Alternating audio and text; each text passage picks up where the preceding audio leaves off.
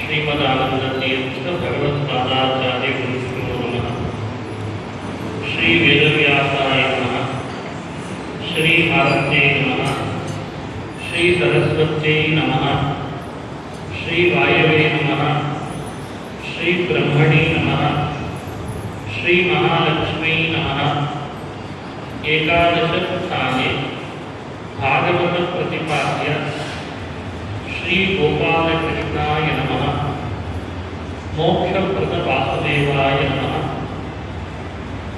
केशवाय स्वाहा, नारायणाय स्वाहा, माधवाय स्वाहा, गोविंदाय नमः, विष्णवे नमः, मधुसूदनाय नमः, त्रिविक्रमाय नमः, वामनाय नमः, श्रीधराय नमः, ऋषिकेशाय नमः, पद्मनाभाय नमः, दामोदराय नमः, संकर्षणाय नमः, वासुदेवाय नमः, प्रद्युम्नाय नमः, अनिरुद्धाय नमः, पुरुषोत्तमाय नमः, अधोक्षजाय नमः, नरसिंहाय नमः, अच्युताय नमः, जनार्दनाय नमः, उपेन्द्राय नमः, हरये नमः, श्रीकृष्णाय नमः।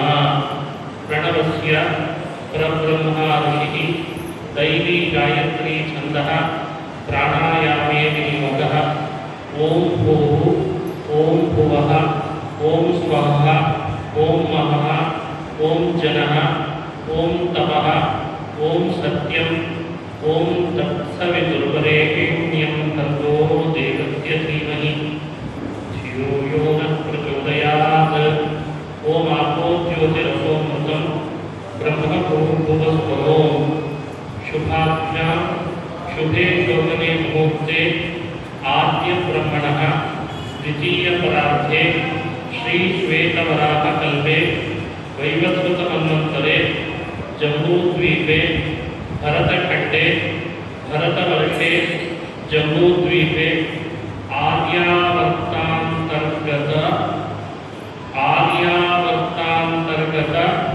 कौसलदेशे प्रमोदवने वराहमुखे सारस्वतक्षेत्रे नंदीग्रामे अयोध्यायां ब्रह्ममानसतीर्थे स्वर्गद्वारे शुभ नक्षत्र शुभयोग शुभकर्ण एवं गुण गण विशेषण विशिष्टायां शुभ पुण्यतिथौ श्री पराभवनाम संवत्सरस्य उत्तरायणे ग्रीष्म ऋतौ ज्येष्ठमासे शुक्लपक्षे प्रतिपत्तिथौ आर्द्रा नक्षत्रे गण्डनामयोगे भवनामकरणे भौमवासरे शुभ नक्षत्र शुभयोग शुभकर्ण एवं गुणगण विशेषण विशिष्टायां शुभ पुण्यतिथौ मम आत्मनः श्रुति स्मृति पुराणोक्त फल प्राप्त्यर्थम् इह जन्मनि जन्मान्तरे कृत सकल पाप परिहार सिद्ध्यर्थं ज्ञान भक्ति वैराग्य अभिवृद्ध्यर्थं क्षेम स्थैर्य विजय वीर्य आयु आरोग्य ऐश्वर्य अभिवृद्ध्यर्थं धर्म अर्थ काम मोक्ष चतुर्विध पुरुषार्थ सिद्ध्यर्थं श्री भागवत प्रतिपाद्य गोपालकृष्ण अनुग्रह प्राप्त्यर्थम् अस्मिन् भारत खण्डे स्थितानां श्री भगवत भक्तानां सर्वेषां क्षेमादि सिद्ध्यर्थं धर्म प्रवृत्त्यर्थं भारत देश समृद्ध्यर्थं युद्ध क्षाम परिहार द्वारा सर्वेषां आयु आरोग्य ऐश्वर्य अभिवृद्ध्यर्थं ನಿಮ್ಮೆಲ್ಲ ಪರಿವಾರದ ಸದಸ್ಯರ ಹೆಸರುಗಳನ್ನು ಮನಸ್ಸಿನಲ್ಲಿ ತಗೊಳ್ಳಿ. ಈಗ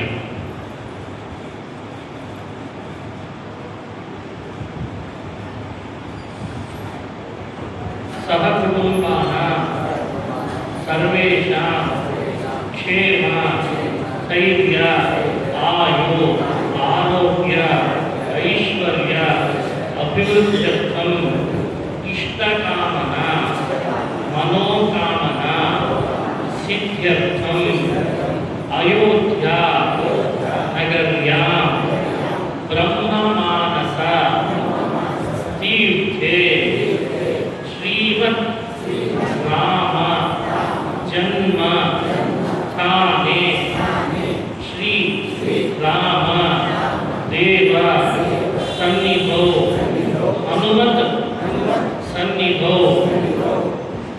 ಎಲ್ಲ ಹೆಸರು ತಗೊಂಡಿದ್ದೀರಾ? ಶ್ರೀಮದ್ ಭಾಗವತ ರೂಪ ಸತ್ಕರ್ಮ ಶ್ರವಣ ಪ್ರವಚನ ರೂಪ ಸತ್ಕರ್ಮ ಕರಿಷ್ಯೆ ಆರಯಿಷ್ಯೆ. ನಿಮ್ಮ ಕುಲದೇವರ ಹೆಸರನ್ನು ಪ್ರಾರ್ಥನೆ ಮಾಡ್ಕೊಳ್ಳಿ. ಕುಲದೇವರ ಸ್ಮರಣೆ ಮಾಡಿ, ತಂದೆ ತಾಯಿಯರನ್ನು ಸ್ಮರಣೆ ಮಾಡೋಣ. ಮಾತೃಭ್ಯೋ ನಮಃ ಪಿತೃಭ್ಯೋ ನಮಃ ಸರ್ವೇಭ್ಯೋ ಬ್ರಾಹ್ಮಣೇಭ್ಯೋ ನಮಃ ಸರ್ವೇಭ್ಯೋ ಆಚಾರ್ಯೇಭ್ಯೋ ನಮೋ ನಮಃ.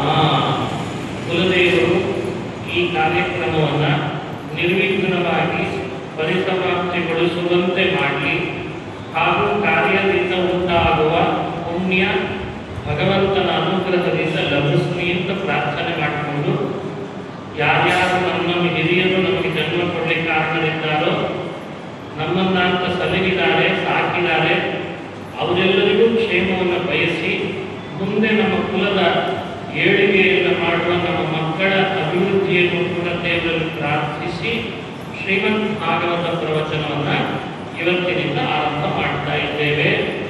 ನಿರ್ವಿಘ್ನವಾಗಲಿ ಅಂತ ವಿಘ್ನೇಶ್ವರರನ್ನು ಕೂಡ ಪ್ರಾರ್ಥನೆಯನ್ನು ಮಾಡಿ, ವಿಘ್ನೇಶ್ವರನ ಅಂತರ್ಯಾಮಿ ಮುಖ್ಯ ಪ್ರಾಣಾಂತರ್ಗತ ವಿಶ್ವಂಭರನನ್ನು ಪ್ರಾರ್ಥನೆ ಮಾಡ್ತಾ ಈ ಕಾರ್ಯಕ್ರಮವನ್ನು ಪ್ರಾರಂಭ ಮಾಡ್ತಾ ಇದ್ದೇವೆ.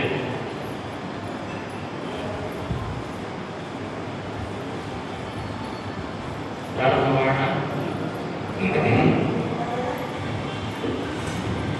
ಶ್ರೀ ಗುರುಭ್ಯೋ ನಮಃ. ಹರಿ ಓಂ.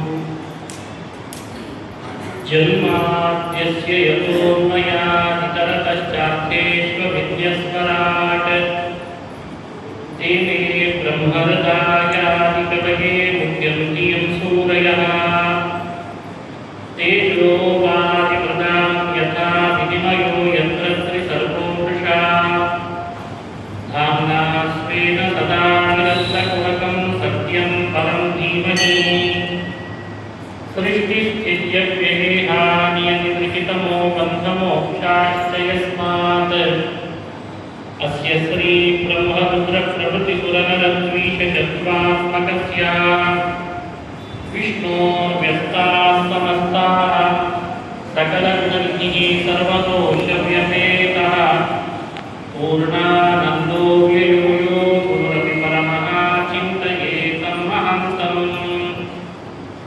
ನಾರಾಯಣಂ ನಮಸ್ಕೃತ್ಯ ನರಂ ಚೈವ ನರೋತ್ತಮಂ ದೇವೀಂ ಸರಸ್ವತೀಂ ವ್ಯಾಸಂ ತತೋ ಜಯಮುದೀರಯೇತ್. ಯಂ ಪ್ರವ್ರಜन्तಮನುಪೇತಮಪೇತಕೃತ್ಯಂ ದ್ವೈಪಾಯನೋ ವಿರಹ ಕಾತರಾದುಭಾವಾತ್ पुत्रेति तन्मयतया परमोऽभिनेतो तं सर्वभूतहृदयं मुनिमानतोऽस्मि. अभ्रमं भङ्गरहितं अजडं विमलं सदा आनन्दतीर्थमतुलं भजे तापत्रयावहम्. ಮೂಕೋಪಿ ಯತ್ಪ್ರಸಾದೇನ ಮುಕುಂದಶಯನಾಯತೆ ರಾಜರಾಜಾಯತೆ ಮುಕ್ತೋ ರಾಘವೇಂದ್ರಂ ತಮಾಶ್ರಯೇ ಆಪಾದಮೌಲಿಪರ್ಯಂತಂ ಗುರುಣಾಮಾಕೃತಿಮುಸ್ಮರೇತ್ ತೇನ ವಿಘ್ನಾಃ ಪ್ರಣಶ್ಯಂತಿ ಸಿದ್ಧ್ಯಂತಿ ಚ ಮನೋರಥಾಃ ಸ್ವಸ್ತ್ಯಸ್ತು ಅಶೇಷತತಾಂ ಸನ್ಮಂಗಲಾನಿ ಭವಂತು सम्यक् श्लोकैकश्रवणपठनमात्रेण वक्तुश्च श्रोतॄणां निखिलकलिकृतकल्मषापनोदरपटुतले धर्माद्विषणपुरुषार्थसाधनीभूते श्रीमद्भागवते प्रारम्भे माहात्म्यानुवादः ಶ್ರೀಹರಿವಾಯುಗಳ ಚರಣಾರವಿಂದಗಳಲ್ಲಿ ಭಕ್ತಿಪೂರ್ವಕ ಪ್ರಣಾಮಗಳನ್ನು ಅರ್ಪಿಸಿ ಶ್ರೀಮದ್ ಭಾಗವತ ಮಹಾಪ್ರವಚನ ಪುರಾಣವನ್ನು ಇವತ್ತಿನಿಂದ ರಾಮಜನ್ಮಭೂಮಿಯಲ್ಲಿ ಸಾಕೇತಪುರಿಯಲ್ಲಿ ಪ್ರವಚನ ಮಾಡ್ತಾ ಇದ್ದೇನೆ. ಬೆಳಗ್ಗೆ ಭಾಗವತ, ಸಾಯಂಕಾಲ ನಮ್ಮ ಗುರುರಾಜದಾಸರಿಂದ ಶ್ರೀಮದ್ ರಾಮಾಯಣದ ಸುಂದರಕಾಂಡ ಉಪನ್ಯಾಸ. ಇದೇ ಭಾಗ್ಯ ಅಂತ ನಾವು ಭಾವಿಸಬಹುದು. ಕಲಿಯುಗ ಧರ್ಮದಿಂದ ಬಹಳ ಕೆಳಗಿಳಿತಾ ಹೋಗ್ತದೆ. ಹಾಗಾಗಿ ಕಲಿಯುಗದಲ್ಲಿ ಧರ್ಮ ಮಾಡುವುದು ಬಹಳ ಕಡಿಮೆ. ಇಂಥ ಘೋರವಾದ ಕಲಿಯುಗದಲ್ಲಿಯೂ ಸಜ್ಜನರು ಸಾಧನೆ ಮಾಡಿ ಭಗವಂತನ ಅನುಗ್ರಹಕ್ಕೆ, ಭಗವಂತನ ಪ್ರಸಾದಕ್ಕೆ ಪಾತ್ರರಾಗಬೇಕಾದ್ರೆ ಭಾಗವತ ಒಂದೇ ನಮಗೆ ಶರಣು ಅಂತ. ಭಕ್ತಿಯ ಭಾಗವತಂ ಶಾಸ್ತ್ರ. ಭಕ್ತಿಯಿಂದ ಭಾಗವತವನ್ನು ಕಲಿಯುಗದಲ್ಲಿ ಹೇಳಿದರೆ, ಮನನ ಮಾಡಿದರೆ, ಶ್ರವಣ ಮಾಡಿದರೆ ಏನೆಲ್ಲ ಧರ್ಮ ಮಾಡಬೇಕು ಅಂತ ಕಲಿಯುಗದಲ್ಲಿ ಪ್ರಯತ್ನ ಪಡ್ತೇವೆ ಅದೆಲ್ಲದರ ಫಲವೂ ಬರ್ತದೆ. ಹಾಗಾಗಿ ಭಾಗವತವನ್ನ ಬಹಳ ಭಕ್ತಿಯಿಂದ ಶ್ರವಣ ಮಾಡುವ ಪ್ರಯತ್ನ ಮಾಡಬೇಕು. ಭಾಗವತ ವೇದವ್ಯಾಸರು ರಚನೆ ಮಾಡಿದಂತಹ ಪುರಾಣ. ಈ ಪುರಾಣದ ಉದ್ದೇಶ ಏನು? ಎಲ್ಲ ಸಜ್ಜನರು ಕೂಡ ಕಲಿಯುಗದೊಳಗೆ ಧರ್ಮ ಮಾರ್ಗವನ್ನು ಹೇಗೆ ಅವಲಂಬಿಸಬೇಕು, ಅವಲಂಬಿಸಿ ದೇವರಲ್ಲಿ ಭಕ್ತಿ ಮಾಡಿ ಅವನ ತಿಳುವಳಿಕೆಯನ್ನು ಪಡೆದು ಮುಕ್ತಿಯನ್ನು ಹೇಗೆ ಪಡಿಬೇಕು ಅಂತ ಹೇಳಲಿಕ್ಕೆ ಬಂದದ್ದು ಭಾಗವತ. ಭಾಗವತದ ಉದ್ದೇಶವೇ ಅದು. ಸ್ವಲ್ಪ ಆವಾಗ ಈ ಪುರಾಣಗಳನ್ನು ಮುಂದೆ ಒರೆಸ್ಕೊಂಡು ಬಂದವರಲ್ಲಿ ಬೇರೆ ಬೇರೆ ಸೇರ್ಕೊಳ್ತಿರ್ತದೆ. ಆ ಸೇರ್ಕೊಂಡ ಅಂಶಗಳನ್ನು ನಾವು ಹೆಚ್ಚು ತಲೆ ಕೆಡಿಸ್ಕೊಳ್ಬಾರ್ದು. ಮನೆಗೆ ಹಾಲು ತಂದು ಹಾಕ್ತಾನೆ ಅಂದಾಗ ಪ್ರಾಯ ಸ್ವಲ್ಪ ನೀರು ಸೇರಿರ್ತದೆ ಅಂತ ನಮಗೆ ಗೊತ್ತಿದೆ ತಾನೆ. ಎಷ್ಟು ಪ್ಯೂರ್ ಇದೆ ಅಂದ್ರೂ ಸ್ವಲ್ಪ ನೀರು ಸೇರಿರ್ತದೆ ಅಂತ. ಜಾಸ್ತಿ ಸೇರಿರ್ತದೆ, ಅವನು ಬೇಸರ ಮಾಡ್ಕೊಳ್ಬಾರ್ದು ಅಂತ ಹೇಳ್ತಾ ಇರ್ತೇನೆ. ಆದರೆ ನಮಗಂತೂ ಅದು ಹಾಲು ಅಂತ ಗ್ರಾಹ್ಯವಾಗ್ತದಂತೆ. ಹಾಗೆ ಕಲಿಯುಗಗಳಿಗೂ ಭಾಗವತದ ಹಾಲು ಚೆನ್ನಾಗಿ ಮೂಡಿ ಬರಬೇಕು ಅಂದಾಗ ಪ್ಯೂರಿಟಿಯಲ್ಲಿ ಸ್ವಲ್ಪ ನೀರು ಸೇರ್ತಿತ್ತು. ನಾವೇ ಚೆನ್ನಾಗಿ ಸಂಸ್ಕೃತ ಬಲ್ಲವರಾಗಿ, ನಾವೇ ವೇದಗಳನ್ನು ಬಲ್ಲವರಾಗಿ ನೋಡಿದಾಗ ಭಾಗವತದ ಮೂಲ ಟೆಕ್ಸ್ಟ್ ಅರ್ಥಾತ್ ಆ ಶ್ಲೋಕಗಳಲ್ಲಿ ಬಹಳ ಅರ್ಥ ಇದೆ, ಬಹಳ ಅನುಸಂಧಾನ ಇದೆ, ಬಹಳಷ್ಟು ಮಾನವ ಗುಣಗಳು ಅಲ್ಲಿ ಸೇರಿಕೊಂಡಿದೆ. ಅದನ್ನು ಮನುಷ್ಯ ಅಳವಡಿಸಿಕೊಳ್ಳೋ ಪ್ರಯತ್ನ ಪಡಲಿ ಅಂತ ವ್ಯಾಸರು ತಿಳಿಸ್ತಾರೆ. ಭಾಗವತ ಕಥಾ ಶ್ರವಣಕ್ಕೆ ಫಲ ಏನು ಅನ್ನಲಿಕ್ಕೆ ಪದ್ಮಪುರಾಣದಲ್ಲಿ ಹೇಳಿದಂತಹ ಮಹಿಮೆಗಳು ಸಾಕ್ಷಿ.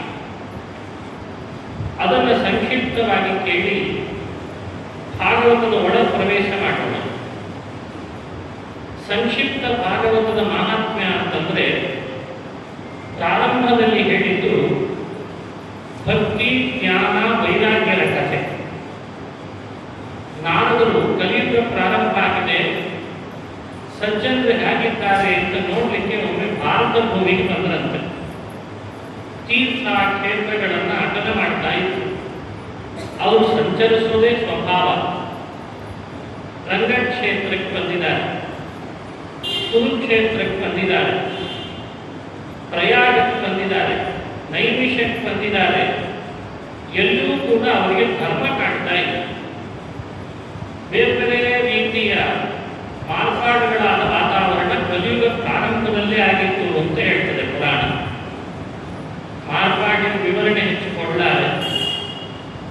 ಸುಳ್ಳು ಹೇಳುವುದು, ಇನ್ನೊಬ್ಬರ ತಲೆ ಹೊಡೆಯುವುದು, ಧರ್ಮದ ಹೆಸರಿನಲ್ಲಿ ಧರ್ಮದ ಲಾಂಛನಗಳನ್ನು ಧರಿಸಿ ಅತಿರೇಕದ ವರ್ತನೆ ಮಾಡುವುದು, ಬಲಾತ್ಕಾರ, ಊಟ ನೀತಿ, ಕೃತ್ರಿಮತೆ, ಮತ್ತೊಬ್ಬರು ಏಳಿಗೆ ಸಹಿಸದೇ ಇರುವುದು, ಏನಾದರೂ ಮಾಡಿ ತಾನು ಅಧಿಕಾರ ಗಳಿಸಬೇಕು ಅಂತ ಇನ್ನೊಬ್ಬರ ಅಧಿಕಾರವನ್ನು ಕೆಳಗಿಳಿಸುವುದು, ಅಪವಾದ ಹಾಕುವುದು, ಅವರಲ್ಲಿ ಇಲ್ಲದೆ ಇರುವಂತಹ ದೋಷಗಳನ್ನು ಅವರು ಇದೆ ಅಂತ ಎಲ್ಲ ಕಡೆಯಲ್ಲಿ ಪ್ರಚಾರ ಕೊಡೋದು, ಇದು ಆ ನಾರದರು ಕಲಿಯುಗದ ಪ್ರಾರಂಭದಲ್ಲಿ ಅಲ್ಲಲ್ಲಿ ಕಂಡಂತಹ ದೃಶ್ಯ.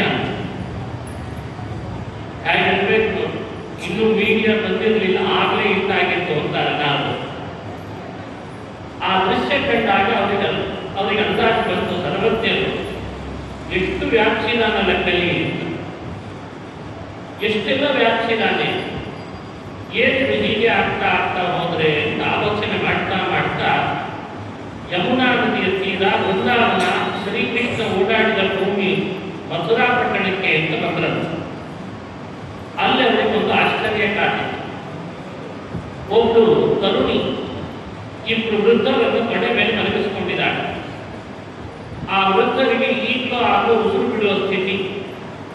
ತರುಣಿ ಕಣ್ಣೀರು ಹಾಕ್ತಾ ಇದ್ದಾಳೆ. ಆ ದೃಶ್ಯ ಕಣ್ಣಿಗೆ ಬಿತ್ತು. ನಾರದರು ಬಂದು ಆ ದೃಶ್ಯ ಕಣ್ಣಿಗೆ ಬಿಟ್ಟರು. ಅವಳನ್ನ ತಾವಾಗಿ ಮಾತಾಡಿಸಿದ್ರೆ ಸುಮ್ಮನೆ ಇದ್ರು. ಮುಂದೆ ಪ್ರಯಾಣ ಮಾಡುವಾಗ ಅವಳೇ ಕೂಗಿ ಕರೆದಂತ. ಸಾಧು ನಾರದ, ಲೋಕದ ಮೇಲೆಲ್ಲ ಕರುಣೆ ತೋರಿಸ್ತಿ, ನನ್ನ ಮೇಲೂ ಕರುಣೆ ತೋರು ಅಂತ ಇದ್ದಾಳೆ. ಹೋಗೋ ಸಾಧೋ ಕ್ಷಣಂ ತಿಷ್ಟಂ ಅಚಿಂತಾಮಪಿ ನಾಶಯ. ಹೇ ಸಾಧೋ, ಕ್ಷಣಕಾಲ ನಿಂತು ನನ್ನ ಚಿಂತೆ ಬಗೆಹರಿಸುವುದು.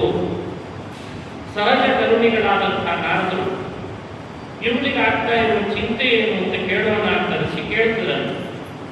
ನೀನು ಯಾರು, ನಿನ್ನ ಹೆಸರೇನು, ನಿನಗಾದ ಸಮಸ್ಯೆ ಏನು, ಅದನ್ನು ನನ್ನ ಹತ್ರ ಹೇಳು ಅಂತ ಇದ್ದ.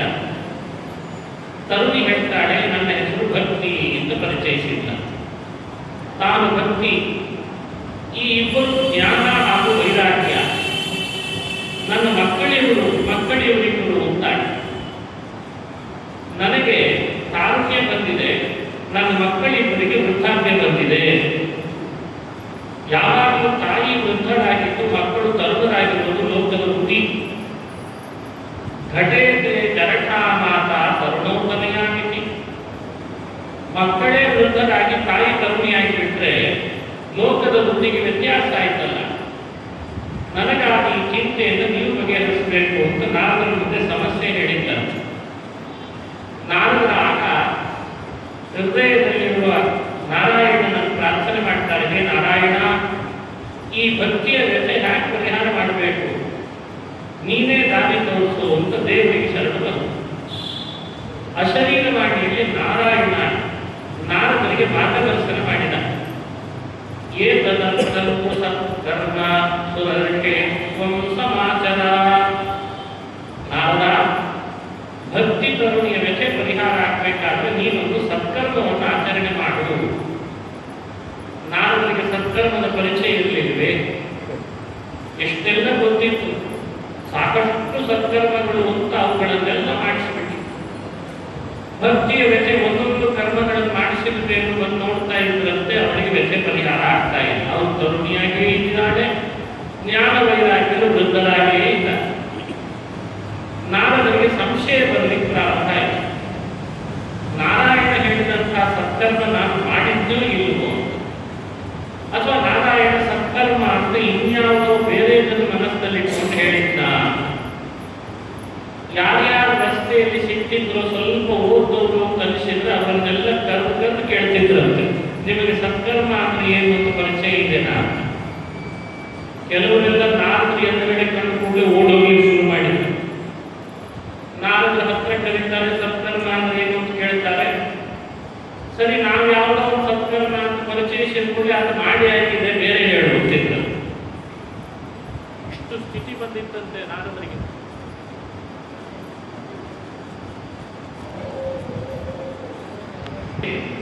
ನಾರದರು ಮಾಡಿದ ಯಾವ ಸತ್ಕರ್ಮಗಳಿಂದ ಸಮಾಧಾನ ಸಿಕ್ಕಿಲ್ಲ, ಪರಿಹಾರ ಸಿಕ್ಕಿಲ್ಲ. ಆಗ ನಾರದರು ಸನತ್ ಕುಮಾರರನ್ನು ಭೇಟಿಯಾಗಿದ್ದಾರೆ. ಅವರು ಮಾತನಾಡ್ತಾ ಸತ್ಕರ್ಮದ ಪರಿಚಯ ಕೊಟ್ಟರು. ಯಾವುದು ಸತ್ಕರ್ಮ? ನಾರಾಯಣ ಹೇಳಿದ್ದು ಎಲ್ಲ ಕರ್ಮಗಳಿಗೆ ಮಹತ್ವ ಇದೆ, ಎಲ್ಲ ಕರ್ಮಗಳು ಶ್ರೇಷ್ಠವೇ. ಆದರೂ ಸತ್ಕರ್ಮ ಅಂತ ಕಲಿಸ್ಕೊಳ್ಳೋದು ಅಂದ್ರೆ ಜ್ಞಾನಯಜ್ಞ ಅಂತ ಹೇಳ್ತಾರೆ. ಕೃಷ್ಣ ಗೀತೆಯಲ್ಲಿ ಹೇಳುವಾಗ ಜ್ಞಾನಯಜ್ಞ ಪರಂತಪ ಅಂತ ಕೃಷ್ಣ ಹೇಳ್ತಾರೆ. ಎಲ್ಲಾ ಯಜ್ಞಗಳಿಗಿಂತ ಶ್ರೇಷ್ಠ ಯಜ್ಞ ಅಂದ್ರೆ ಜ್ಞಾನಯಜ್ಞ. ಎಲ್ಲ ಕರ್ಮಗಳಲ್ಲಿ ಶ್ರೇಷ್ಠ ಕರ್ಮ ಅಂದ್ರೆ ಜ್ಞಾನರೂಪವಾದ ಕರ್ಮ. ಮನುಷ್ಯನ ಬುದ್ಧಿಗೆ ಕೆಲಸ ದೇವರ ಬಗ್ಗೆ ಯಾವಾಗ ಕೊಡ್ತದೋ ಅದೇ ಜ್ಞಾನಯಜ್ಞ ಅಂತ ಕರೆಸ್ಕೊಳ್ತದೆ. ಹಾರ್ಡ್ವೇರ್ ಸಾಫ್ಟ್ವೇರ್ ಅಂತ ಎರಡು ನೋಡ್ತೇವೆ. ಸಂಬಳ ಜಾಸ್ತಿ ಹಾರ್ಡ್ವೇರಿಗೂ, ಮೌಲ್ಯ ಜಾಸ್ತಿ ಸಾಫ್ಟ್ವೇರಿಗೂ. ಹಾರ್ಡ್ವೇರ್ ಅಂದ್ರೆ ಫಿಸಿಕಲ್ ಎಕ್ಸಸೈಸ್ ಜಾಸ್ತಿ ಆಗ್ತದೆ, ಫಿಸಿಕಲಿ ಸ್ಟ್ರೈನ್ ಜಾಸ್ತಿ ಇದೆ. ಆದರೆ ಸಾಫ್ಟ್ವೇರ್ ನಲ್ಲಿ ಫಿಸಿಕಲ್ ಕಡಿಮೆ ಇದ್ರು ಮೆಂಟಲ್ ಸ್ಟ್ರೈನ್ ಜಾಸ್ತಿ ಇದೆ, ಅಲ್ಲಿ ಮೌಲ್ಯ ಜಾಸ್ತಿ. ಹಾಗಾಗಿ ಯಜ್ಞ, ಯಾಗ, ಜಪ, ಅನುಷ್ಠಾನ ಅವುಗಳಲ್ಲೆಲ್ಲ ಅತಿ ಹೆಚ್ಚು ಫಿಸಿಕಲ್ ಸ್ಟ್ರೈನ್ ಇದೆ. ಅದಕ್ಕಿಂತ ಹೆಚ್ಚು ಮೌಲ್ಯ ಮೆಂಟಲ್ ಸ್ಟ್ರೈನ್ ಅಂದ್ರೆ ಭಗವಂತನ ಬಗ್ಗೆ ಮಾಡಬೇಕಾದ ಚರ್ಚೆ, ವಿಚಾರ, ಜಿಜ್ಞಾಸೆ, ಆಲೋಚನೆಗೆ ಜಾಸ್ತಿ ಮೌಲ್ಯ. ಹಾಗಾಗಿ ಯಜ್ಞಗಳಲ್ಲಿ ದ್ರವ್ಯ ಯಜ್ಞಕ್ಕಿಂತಲೂ ಜ್ಞಾನ ಯಜ್ಞ ಶ್ರೇಷ್ಠ ಅಂತ ಕೃಷ್ಣ ಹೇಳಿದ. ಅದನ್ನೇ ಅಭಿಪ್ರಾಯದಲ್ಲಿಟ್ಟುಕೊಂಡು ಸನತ್ ಕುಮಾರರು ನಾರದ, ನೀನು ಮಾಡಿಸಬೇಕಾಗಿರುವ ಯಜ್ಞ ಜ್ಞಾನ ಯಜ್ಞಪ್ಪ, ಶ್ರೀಮದ್ ಭಾಗವತಾಲಾಪ ಭಾಗವತದ ಜ್ಞಾನ ಯಜ್ಞವನ್ನು ನಡೆಸಿದರೆ ಭಕ್ತಿಯ ವ್ಯಥೆ ಪರಿಹಾರ ಆಗ್ತದೆ ಅಂತ ಮಾರ್ಗದರ್ಶನ ಮಾಡಿದರು. ಒಪ್ಪಿದ ನಾರದರು ಸನತ್ ಕುಮಾರರಿಗೆ ಹೇಳ್ತಾರೆ, ಸನತ್ ಕುಮಾರರೇ, ಇನ್ಯಾರನ್ನು ಹೇಳಲಿಕ್ಕೆ ಅಂತ ಆಚಾರ್ಯರನ್ನು ಬಿಡಲಿ, ನೀವೇ ಸಿಕ್ಕಿದ್ರಿ, ನೀವೇ ಬಂದು ಬಿಡ್ರಿ ಅಂತಂದ್ರು. ವ್ಯವಸ್ಥೆಯನ್ನು ನಾನು ಮಾಡ್ತೇನೆ, ನೀವು ಇರ್ಲಿಕ್ಕೆ ವ್ಯವಸ್ಥೆ ಮಾಡ್ತಿದ್ದೆ, ನೀವು ಪ್ರವಚನ ಮಾಡುವ ವ್ಯವಸ್ಥೆ, ಕೇಳಲಿಕ್ಕೆ ಅಂತ ಶ್ರೋತೃಗಳ ವ್ಯವಸ್ಥೆ ಎಲ್ಲ ನಾನು ಮಾಡ್ತೀನಿ ಅಂತ ಕಲಿಯುಗದ ಪ್ರಾರಂಭದ ಹಂತದಲ್ಲಿ ಭಾಗವತದ ವ್ಯವಸ್ಥಾಪಕರಾದವರು ನಾರದರು ಅಂತ ಪದ್ಮಪುರಾಣ ಹೇಳ್ತಾರೆ. ವ್ಯವಸ್ಥೆ ಅನ್ನೋದಿದೆಯಲ್ಲ ಬಹಳ ದೊಡ್ಡ ಜವಾಬ್ದಾರಿ. ಅದರಲ್ಲಿ ಬಯಸ್ಕೊಳ್ಳೋಷ್ಟು ಇನ್ಯಾವುದರಲ್ಲಿ ಬಯಸ್ಕೊಳ್ಳೋದಿರಲ್ಲ ಸಾಮಾನ್ಯವಾಗಿ. ನಾರದರು ಆತ್ಮ ವ್ಯವಸ್ಥಾಪಕರಾದರು. ಗಂಗಾ ನದಿ ತೀರದಲ್ಲಿ ಭಾಗವತದ ಪ್ರವಚನದ ಯಜ್ಞ ವ್ಯವಸ್ಥೆ ಮಾಡಲಾಗಿದೆ. ಎಲ್ಲ ಋಷಿಗಳು ಅಲ್ಲಿ ಬಂದು ಸೇರಬೇಕು, ಸನತ್ ಕುಮಾರ್ ಹೇಳ್ತಾರೆ ಅಂತ ಪ್ರಚಾರ ಕೊಟ್ಟರು. ಯಮುನಾ ನದಿ ತೀರದಲ್ಲಿದ್ದ ಭಕ್ತಿ ತರುಣಿ ತನ್ನ ಮಕ್ಕಳಿಬ್ಬರನ್ನು ಕರ್ಕೊಂಡು ಗಂಗಾ ತೀರಕ್ಕೆ ಅಂತ ಬಂದರು. ಗಂಗೆಯ ಬಳಿಗೆ ಬಂದಾಗ ಅದನ್ನು ಆನಂದವನ ಅಂತ ಕರೀತಾರೆ. ಆನಂದವನ ಅಂತ ಅಲ್ಲಿ ಸನತ್ ಕುಮಾರರು ಭಾಗವತವನ್ನು ಪ್ರವಚನ ಮಾಡ್ತಾ ಇದ್ದಾರೆ. ಕಾರ್ತೀಕ ಮಾಸದ ಶುಕ್ಲ ಪಕ್ಷದ ನವಮಿ ಪ್ರಾರಂಭ ಆಯಿತು. ನವಮಿಯಿಂದ ಹುಣ್ಣಿಮೆಯವರೆಗೆ ಒಂದು ಸಪ್ತಾಹ ಪ್ರವಚನ ಮಾಡಿದರೆ ಭಕ್ತಿ, ಜ್ಞಾನ, ವೈರಾಗ್ಯವೂ ಪಾಲ್ಗೊಂಡು ಅತ್ರಿ, ವಸಿಷ್ಠ, ಚವನ, ಭರದ್ವಾಜ, ಮೇಧಾತಿಥಿ, ದೇವಲ, ಆರ್ತಿಶೇನ, ಉಚತ್ಯ, ಇಂದ್ರಪ್ರಮದ, ಹಿಮವಾಹ ಎಲ್ಲ ಬ್ರಹ್ಮರ್ಷಿಗಳು, ಭಾರತ ದೇಶವನ್ನ ತಪಸ್ಸಿನಿಂದ ಪವಿತ್ರೀಕರಿಸಿದ ಬ್ರಹ್ಮರ್ಷಿಗಳೆಲ್ಲ ಪಾಲ್ಗೊಂಡ್ರಂತೆ. ಏನಾನಂದ ಬ್ರಹ್ಮಯಜ್ಞ, ಭಾಗವತದ ಜ್ಞಾನಯಜ್ಞ ಸಾಂಗವಾಗಿ ನೆರವೇರಿತು. ಹುಣ್ಣಿಮೆಯ ದಿವಸ ಮಕ್ಕಳು ಹಾಡ್ತಾ ಇದ್ದಾರೆ. ಆ ಆಶ್ಚರ್ಯ ಅಂದ್ರೆ ಭಕ್ತಿಯ ತಾರುಣ್ಯ ಹೋಗಿ ವೃದ್ಧಾಪ್ಯ ಬಂದಿತ್ತಂತ ಅವಳಿಗೆ. ಅಭಿವೃದ್ಧರಾಗಿ ನಿಂತ ಭಕ್ತಿ ತನ್ನ ಮಕ್ಕಳಿಬ್ಬರಲ್ಲಿದ್ದ ವೃದ್ಧಾಪ್ಯ ಹೋಗಿ ತಾರುಣ್ಯ ಬಂದಿತ್ತಂತ. ಭಕ್ತಿ ಸ್ತುತೌ ತರುಣೌ ಗೃಹೀತ್ವಾ ಪ್ರೇಮೈಕರೂಪ ಸಹಸಾ ವಿರಾಸೀತ್. ಶ್ರೀಕೃಷ್ಣ ಗೋವಿಂದ ಹರೇ ಮುರಾರೇ ನಾಥೇತಿ ನಾಮಾನಿ ದುರ್ವದಂತಿ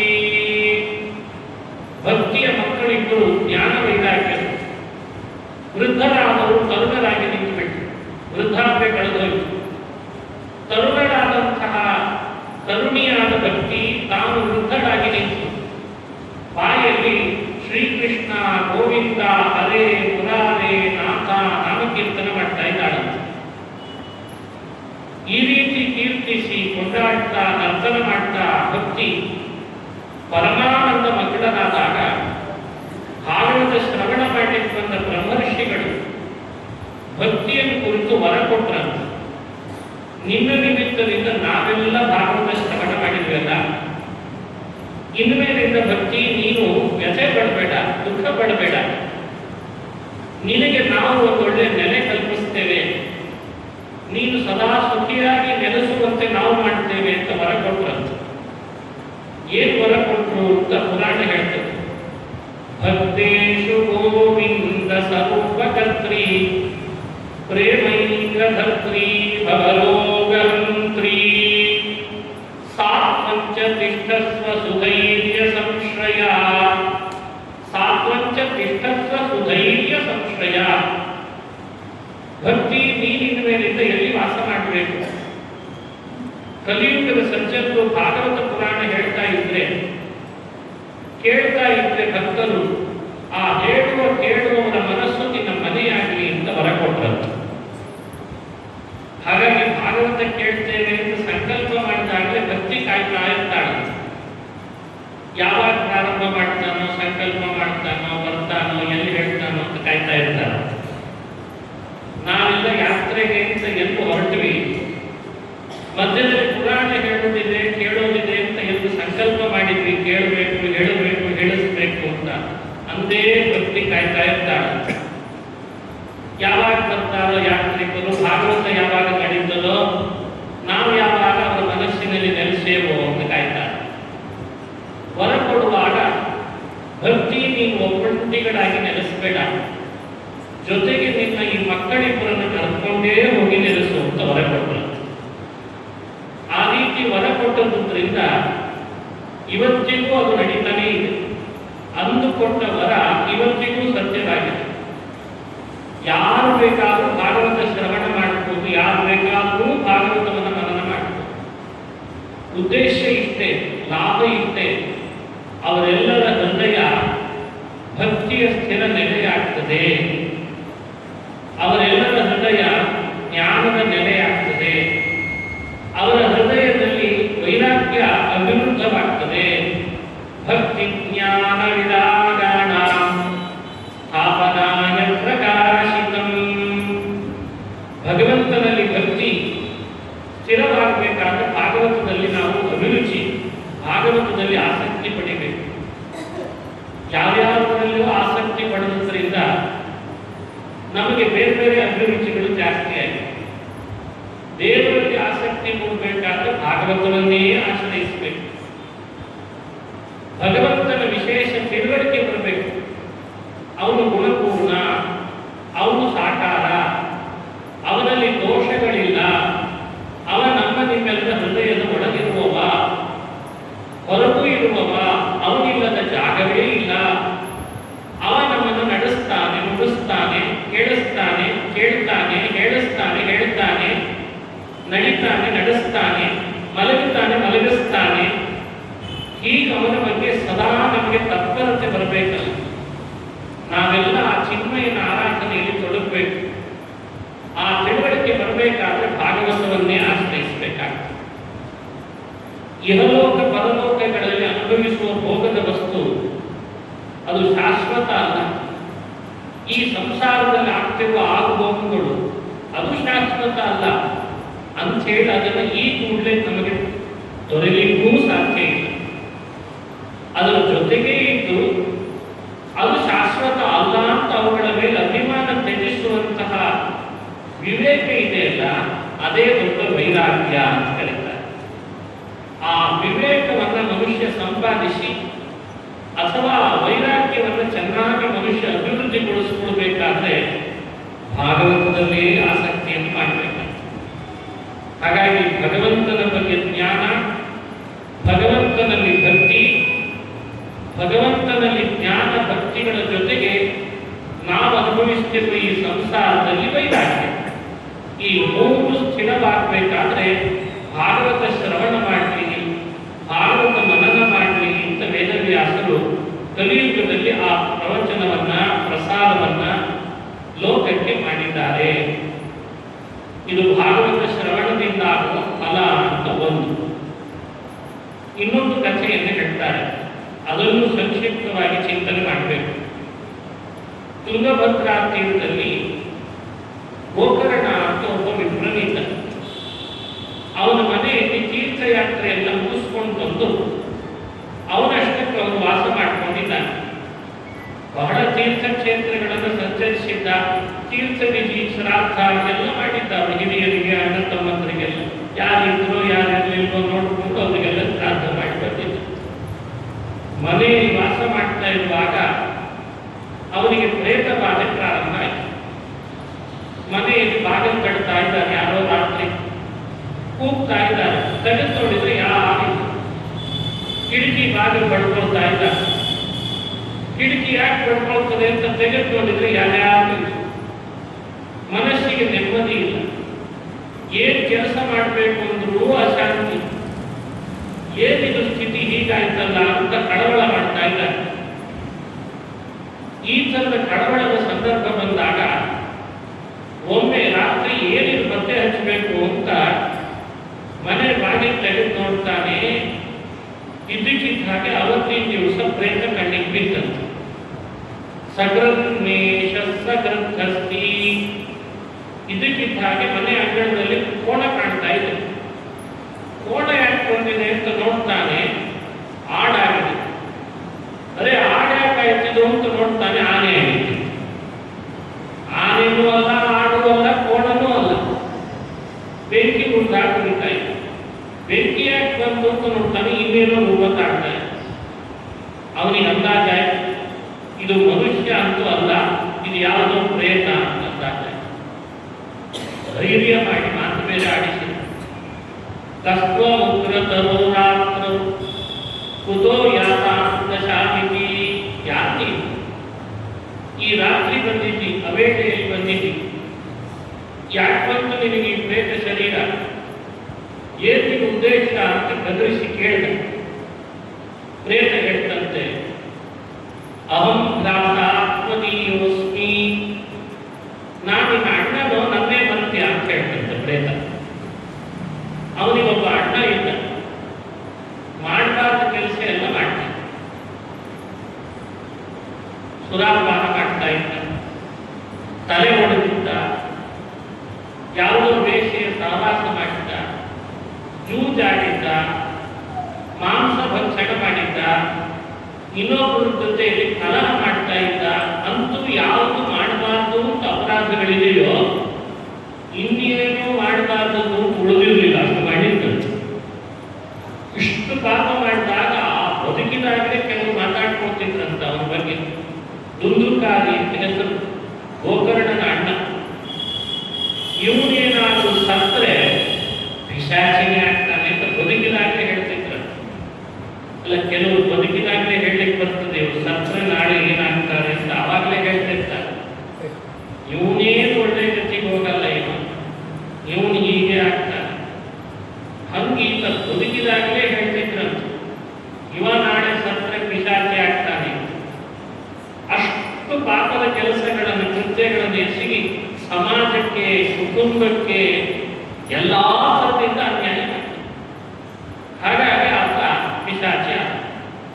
ಹೇಳ್ಕೊಂಡ, ನಾನು ಪಿಶಾಚಿ ಆದೆ, ಮಾಡಬಾರ್ದ ಪಾಪಗಳನ್ನು ಮಾಡಿದೆ, ಈ ಕುಕೃತ್ಯ ಪಾಪ ನನ್ನನ್ನು ಪಿಶಾಚಿ ಜನ್ಮಕ್ಕೆ ತಳ್ಳಿದೆ. ಗೋಕರ್ಣ, ಹಸಿವೆ ಆದರೆ ಆಹಾರ ತಿನ್ಲಿಕ್ಕೆ ಆಗ್ತಾ ಇಲ್ಲ, ನೀರಡಿಕೆ ಆದರೆ ನೀರು ಕಂಡ್ರೆ ಬೆಂಕಿ ಕಂಡ ಹಾಗೆ ಆಗ್ತದೆ, ನೀರು ಕುಡಿಲಿಕ್ಕೆ ಆಗ್ತಿಲ್ಲ. ನೀರಡಿಕೆಯ ಬಾಧೆ, ಹಸಿವೆಯ ಬಾಧೆ, ಒಂದೆಡೆ ನೆಲೆಸಲಿಕ್ಕೆ ಅವಕಾಶ ಇಲ್ಲ ಗಿಡ ಮರಗಳ ಮೇಲೆ.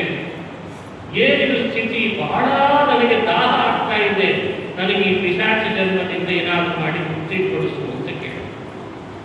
ಗೋಕರ್ಣನಿಗೆ ಅಣ್ಣನ ಮೇಲೆ ಪ್ರೀತಿ, ಯಾರಿಗಿದಲ್ಲ ಅವರವರ ಅಣ್ಣನ ಮೇಲೆ ಪ್ರೀತಿ. ಸರಿ, ತಮ್ಮ ಪಿಶಾಚ ಜನ್ಮ ಹೋಗಿ ನಮ್ಮ ಅಣ್ಣನಿಗೆ ಅಂತ ಯೋಚನೆ ಮಾಡಿದ, ಏನ್ ಮಾಡೋಣ? ಉಪಾಯಗಳನ್ನು ಅವನಿಗೆ ಸಿಕ್ಕದ್ದು ಶ್ರೀಮದ್ ಭಾಗವತ.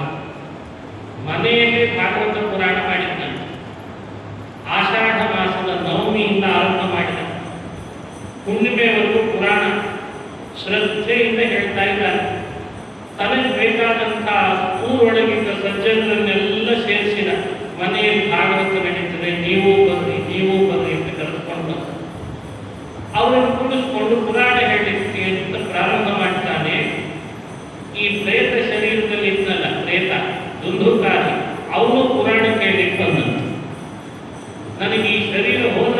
ಪ್ರೇತ ಜನ್ಮ ಅಂಥೇಳಿ ಆತ ಪುರಾಣ ಕೇಳಲಿಕ್ಕೆ ಅಂತ ಬಂದವರು ಮನೆ ಒಳಗೆ. ಅಲ್ಲೊಂದು ಬಿದಿರು ಕೋಲು ಹುಟ್ಟಿತ್ತು. ಮನೆ ಅಂದ್ರೆ ಎಲ್ಲರ ಮನೆಯಲ್ಲಿ ಹಿಂದಿನ ಕಾಲದಲ್ಲಿ ಬಿದಿರು ಕೋಲು ಇಡ್ತಿದ್ರು, ಇನ್ನು ಪ್ಲಾಸ್ಟಿಕ್ ಬಂದಿರಲಿಲ್ಲ. ಹಾಗಾಗಿ ಬಿದಿರು ಕೋಲಿನಲ್ಲಿ ಸೇರಿಕೊಂಡ. ಆ ಕೋಲಲ್ಲಿ ಸೇರಿ ಭಾಗವತವನ್ನು ಶ್ರವಣ ಮಾಡ್ತಾ ಶ್ರದ್ಧೆಯಿಂದ ಕೇಳಿದ. ಬೆಳಿಗ್ಗೆಯಿಂದ ಭಾಗವತ ಕೇಳಬೇಕು, ಸಾಯಂಕಾಲ ಆಗುವಷ್ಟರಲ್ಲಿ ಎಲ್ಲರೂ ಅವರವ್ರ ಮನೆಗೆ ಹೋದಾಗಿ ಇವನು ಕೂಡ ಬಿದಿರು ಕೋಲಿನಿಂದ ಹೊರಗೆ ಬರಬೇಕಲ್ಲ. ಎಲ್ಲರೂ ಇರುವಾಗಲೇ ಬಿದಿರು ಕೋಲಿನಲ್ಲಿರುವ ಗಂಟು ಒಡೆದುಕೊಂಡು ಹೊರಗೆ ಬರ್ತಿದ್ದಂತೆ. ಪ್ರಥಮೇನಿ ತಥಾ ಸಾಯಂ ಪ್ರಥಮ ಗ್ರಂಥಿ ಭೇದನಂ. ಭಾಗವತ ಅಂದ್ರೆ ಎಷ್ಟು ಶ್ರೇಷ್ಠ.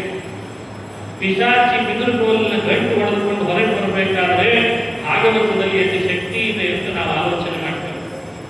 ಸಾಮಾನ್ಯ ಗ್ರಂಥಿ ಅಲ್ಲ ಇದು. ಎರಡನೇ ದಿನ ಪುರಾಣಕ್ಕೆ ಜನ ಜಾಸ್ತಿ ಆಗಲ್ಲ. ಪುರಾಣ ಕೇಳಬೇಕು ಅಂತ ಬಂದವರು ಇದ್ರು. ಕೆಲವರು ಪರೀಕ್ಷೆಗೆ ಇವತ್ತು ಏನಾದರೂ ಕೋಲಲ್ಲಿ ಗಂಟು ಹೊಡಿತದ ಅಂತ ನೋಡ್ಲಿಕ್ಕೂ ಬಂದಿದ್ರು. ಅವತ್ತು ಗಂಟು ಹೊಡಿತಂತೆ. ದ್ವಿತೀಯೇನಿ ತಥಾ ಸಾಯಂ ದ್ವಿತೀಯ ಗ್ರಂಥಿ ಭೇದನಂ. ಎರಡನೇ ದಿನ ಎರಡನೇ ಗಂಟು ಹೊಡಿತು. 7 ದಿನ ಭಾಗವತ ಕೇಳಿದಾನೆ. 7ನೇ ದಿವಸ 7ನೇ ಗಂಟು ಒಡೆದುಕೊಂಡು ಹೊರಗೆ ಬಂದ್ರೆ ಪ್ರೇತ ಶರೀರ ಕೆಳಗೆ ಬಿದ್ದಿದೆ. ದಿವ್ಯ ರೂಪಧರೋ ವಿಗ್ರಹ ತುಳಸಿ ಧಾಮ ಮಂಡಿತ. ಕೆಳಗೆ ಪಿಶಾಚ ಜನ್ಮ ಬಿದ್ದೋಗಿದೆ. ಗಂಟು ಹೊರಗೆ ಒಡೆದುಕೊಂಡು ಬಂದಾಗ ಅವನಿಗೆ ದಿವ್ಯ ರೂಪ ಬಂದ್ಬಿಟ್ಟಿದೆ. ಆ ರೂಪ ನೋಡಿ ಆಶ್ಚರ್ಯ ಪಡ್ತಿದ್ದಾರೆ ಶ್ರವಣ ಮಾಡಲಿಕ್ಕೆ ಬಂದವರು ಶ್ರೋತೃಗಳೆಲ್ಲ. ಏನು ಆಶ್ಚರ್ಯ ಈ ಭಾಗವತ ಅಂತ ಕೊಂಡಾಡ್ತಾ ಇದ್ದಾರೆ. ಆಕಾಶದಲ್ಲಿ ದೇವಲೋಕದ ವಿಮಾನ ಬೇರೆ ಬಂದಿದೆ. ಬಾರು ಹುಲ್ಲುಕಾಗಿ ನಿನ್ನನ್ನು ದೇವಲೋಕಕ್ಕೆ ಕರ್ಕೊಂಡು ಹೋಗ್ತೇವೆ ನಾವು ಅಂತ.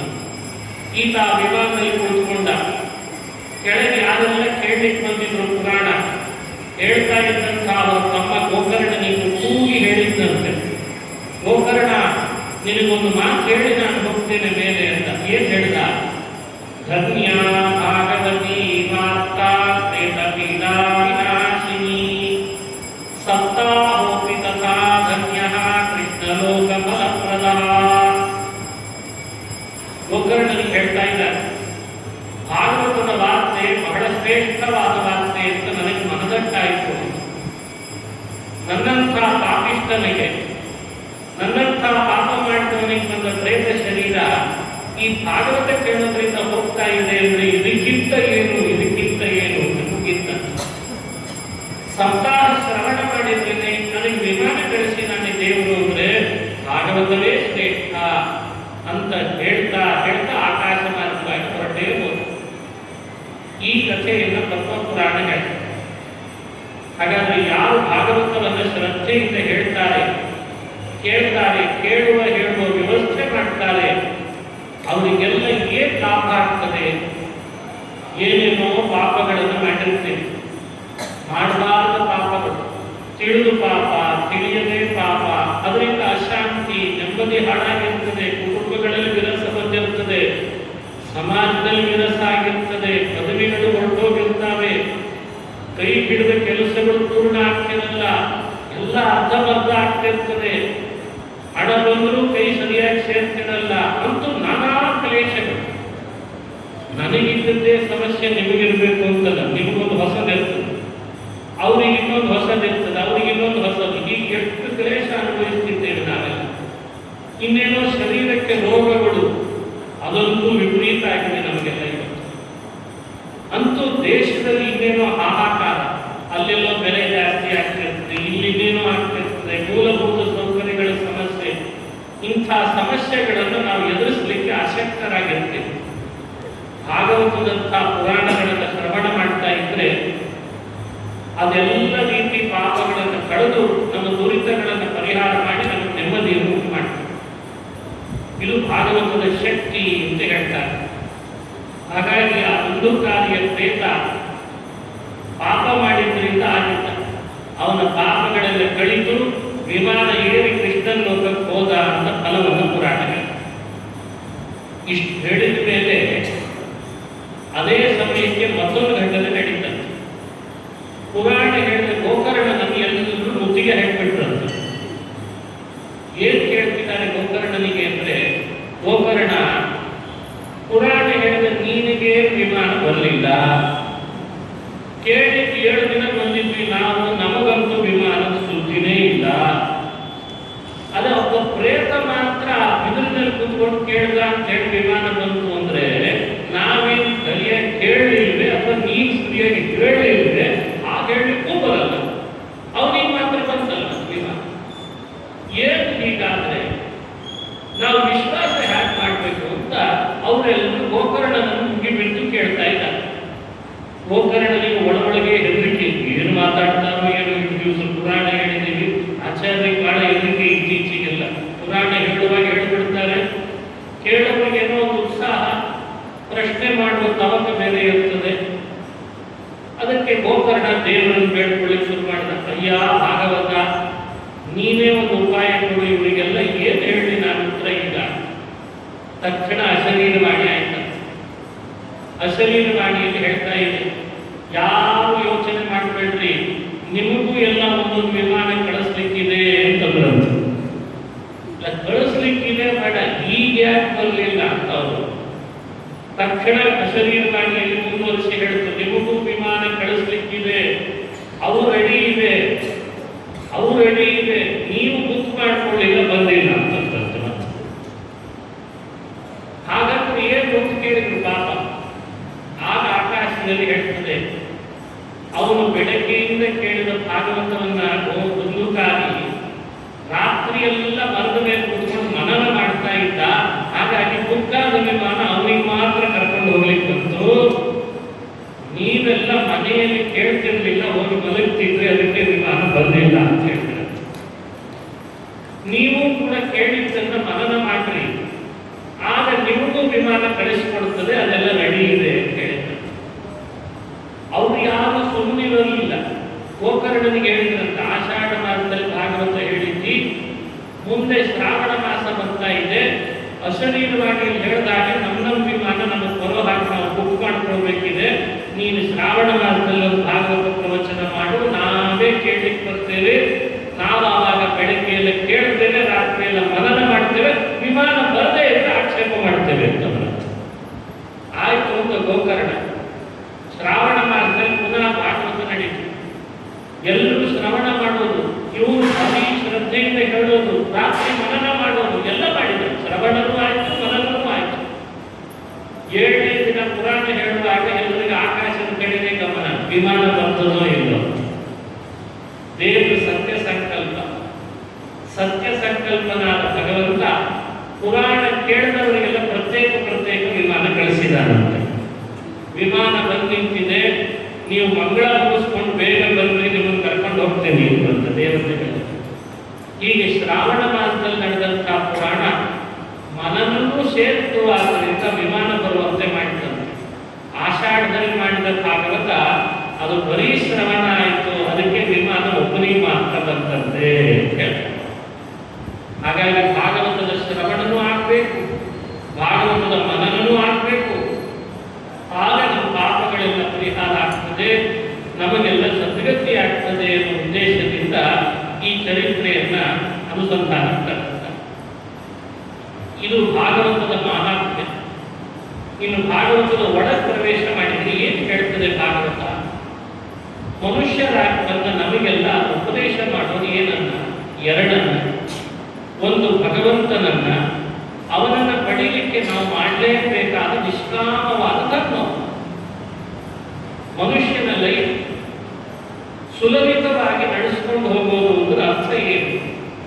ಧರ್ಮದ ದಾರಿಯಿಂದ ಚಾರದೆ ದೇವರನ್ನು ಪಡೀಲಿಕ್ಕಾಗಿ ಅಂತ ಮನುಷ್ಯನ ಲೈಫ್ ಇದ್ರೆ ಅದೇ ಸುಲಲಿತ ಅಂತ. ಧರ್ಮ ಪ್ರೋಚಿತ ಕೈತ ಮೋತ್ರ ಪರಮಃ ನಿರ್ಮತ್ಸರಾಣಾಂ ಸದಾ ವೇದ್ಯಂ ವಾಸ್ತವಮಸ್ರ ವಸ್ತು ಶಿವದಂ ತಾಪತ್ರಯೋನ್ಮೂಲನಂ ಶ್ರೀಮದ್ಭಾಗವತೆ ಮಹಾಮುನಿಕೃತೆ ಕಿಂವಾಪರೈರೀಶ್ವರಃ ಸದ್ಯೋ ಹೃದ್ಯವಧ್ಯತೆ ಪ್ರಕೃತಿಭಿಃ ಶುಶ್ರೂಷುಭಿಸ್ತತ್ಕ್ಷಣಾತ್. ಭಾಗವತ ಶ್ರವಣದಿಂದ ನಾವು ಮನಸ್ಸಿನಲ್ಲಿ ತಿಳಿದುಕೊಳ್ಳುವ ಸಂಗತಿಗಳು ಎರಡನ್ನೇ ಅಂತ. ಪ್ರೋಚಿತ ಕೈತವೋತ್ರ ಪರಮಃ ಧರ್ಮಃ ವೇದ್ಯಂ ವಾಸ್ತವಂ ಅತ್ರ ವಸ್ತು ಶಿವದಂ ಅಂತ. ಮನುಷ್ಯನಿಗೆ ತಾನು ಮನೆ ಕಟ್ಟಿಸಿದ್ರೆ ಒಂದೇನೋ ನೆಮ್ಮದಿ, ನಾನು ಕಟ್ಟಿಸಿದ ಮನೆ ಅಂತ. ಯಾರೇ ಬಂದರೂ ಅವ್ರಿಗೆ ಹೇಳ್ಕೊಳ್ಳುವಾಗ ಹ್ಯಾಕೆ ಹೇಳ್ತಿರ್ತಾನೆ, ಹ್ಯಾಕೆ ತೋರಿಸ್ತಿರ್ತಾನೆ. ಸಾಮಾನ್ಯವಾಗಿ ತನ್ನ ಟೊಂಕದ ಮೇಲೆ ಒಂದು ಕೈ ಇಟ್ಕೊಳ್ತಾನೆ, ಏನೂ ಆಗಿರಲ್ಲ ಆವಾಗ. ಇಲ್ಲ ಈಗೆಲ್ಲ ಟೊಂಕದ ನೋವು ಜಾಸ್ತಿ ಆಗಿದೆ ನಮಗೆ, ಅದು ಬೇರೆ ಮಾತು. ನೋವು ಆಗದೆ ಇದ್ರೂ ಕೈ ಇಟ್ಕೊಳ್ತಾನೆ.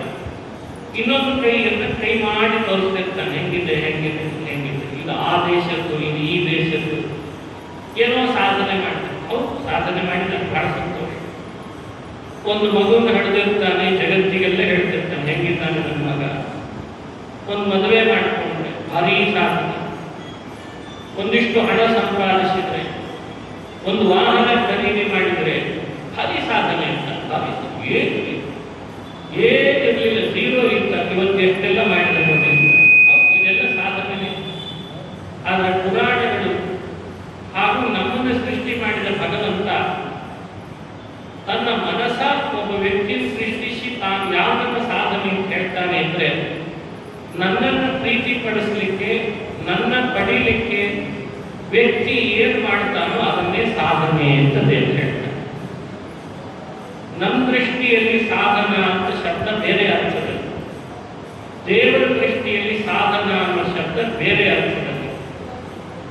ದೇವರು ನಮಗೆ ಬಟ್ಟೆ ಹಾಕೋಬೇಡ ಅಂತ ಹೇಳಲ್ಲ. ತಾನು ಸೃಷ್ಟಿ ಮಾಡಿದ ಮಕ್ಕಳೆಲ್ಲ ಚೆನ್ನಾಗಿ ಬಟ್ಟೆ ಹಾಕೊಳ್ಳಿ, ತಾನು ಸೃಷ್ಟಿ ಮಾಡಿದ ಮಕ್ಕಳು ಹಸಿವೆಯಿಂದ ಬಳಲಿ ಅಂತ ದೇವರು ಯಾವತ್ತೂ ಅಪೇಕ್ಷೆ ಪಡಲ್ಲ.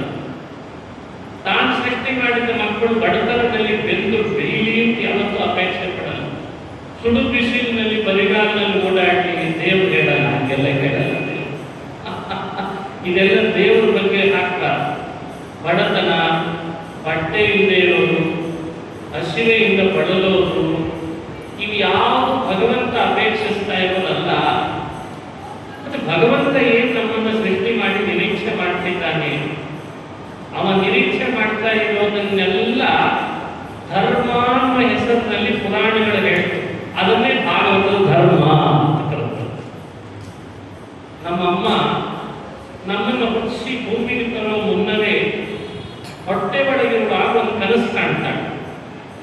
ಅವನು ಏನ್ ಕನಸು ಕಾಣ್ತಾಳೆ ಅಂದ್ರೆ, ನನ್ನ ಮಗು ಕೆಂಪಿರ್ಲಿ, ಹುಟ್ಟಿದ ಮಗು ಕೂದಲು ಗುಂಗುರು ಕೂದಲಿರ್ಲಿ, ನಾನು ಬಟ್ಟೆ ಹಾಕೊಳ್ಬೇಕು, ಆ ಮಗುವಿಗೆ ಹೇಗಿರ್ಬೇಕು ಅಂದ್ರೆ, ನಾನು ಯಾವ ಬಣ್ಣದ ಬಟ್ಟೆ ಇಟ್ಕೊಂಡಿರ್ತೇನೋ, ಸೀರೆ ಉಡ್ತೇನೋ ಅದೇ ಬಣ್ಣದ ನನ್ನ ಮಗು ಹುಟ್ಟುಕೊಳ್ಳಿ.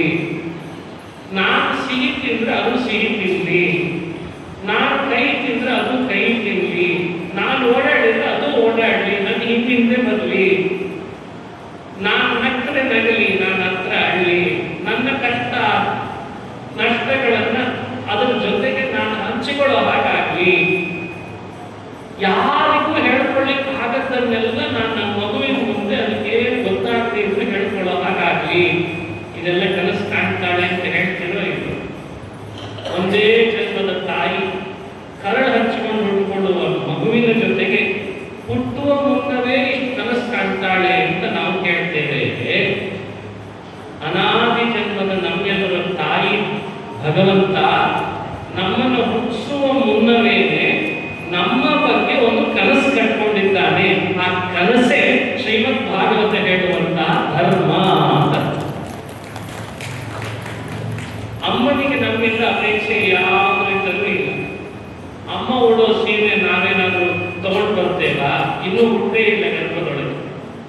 ಭಗವಂತನಿಗೆ ನಮ್ಮಿಂದ ಯಾವ ಬಿಡಿಗಾಸಿನ ಅಪೇಕ್ಷೆ ಇಲ್ಲ, ನಿರೀಕ್ಷೆ ಇಲ್ಲ. ನಾವೇನು ಕೊಟ್ಟರು ಅವನ ಹತ್ರ ಮೊದಲೇ ಅದರಲ್ಲಿ ಇದೆ.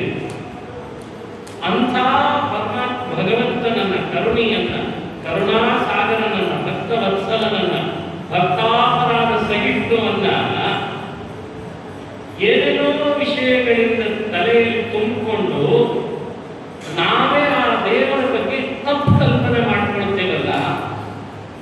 ನಮ್ಮಮ್ಮನ ಬಗ್ಗೆ ನಾವು ಮಾಡಿಕೊಳ್ಳುವ ತಪ್ಪು ಕಲ್ಪನೆ ಹೇಗೆ ಅಪರಾಧವೋ, ನಮ್ಮನ್ನು ಸೃಷ್ಟಿ ಮಾಡಿದ ದೇವರ ಬಗ್ಗೆ ನಾವು ತಪ್ಪಾಗಿ ಬಿಂಬಿಸ್ಕೊಳ್ಳೋದಿದೆಯಲ್ಲ, ಅದು ಅಪರಾಧ.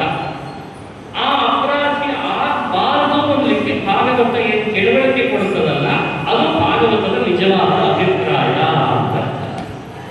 ಭಾಗವತ ಅಂತ ಹೇಳಿ ಕೊಟ್ಟದ್ದನ್ನೇ ಒಂದಿಷ್ಟು ದೇವರ ಬಗ್ಗೆ ನಾವೇ ಒಂದು ನಮ್ಮ ಬುದ್ಧಿಯಲ್ಲೇ ಕಲ್ಪನೆ ಮಾಡ್ಕೊಳ್ತೀವಿ. ನಾವೇ ಕೆಲವೊಮ್ಮೆ ನಮ್ಮ ಅಮ್ಮನ ಬಗ್ಗೆ ಏನೇನೋ ಕಲ್ಪನೆ ಮಾಡ್ಕೊಂಡಿರ್ತೀವಿ. ಎಲ್ಲಿ ಬೈದು ಬಿಡ್ತಾಳೋ, ಯಾವುದೋ ತಪ್ಪು ಮಾಡಿರ್ತೀವಿ, ಅದು ನಮ್ಮ ಅಮ್ಮನಿಗೂ ಗೊತ್ತಾಗಿರ್ತದೆ.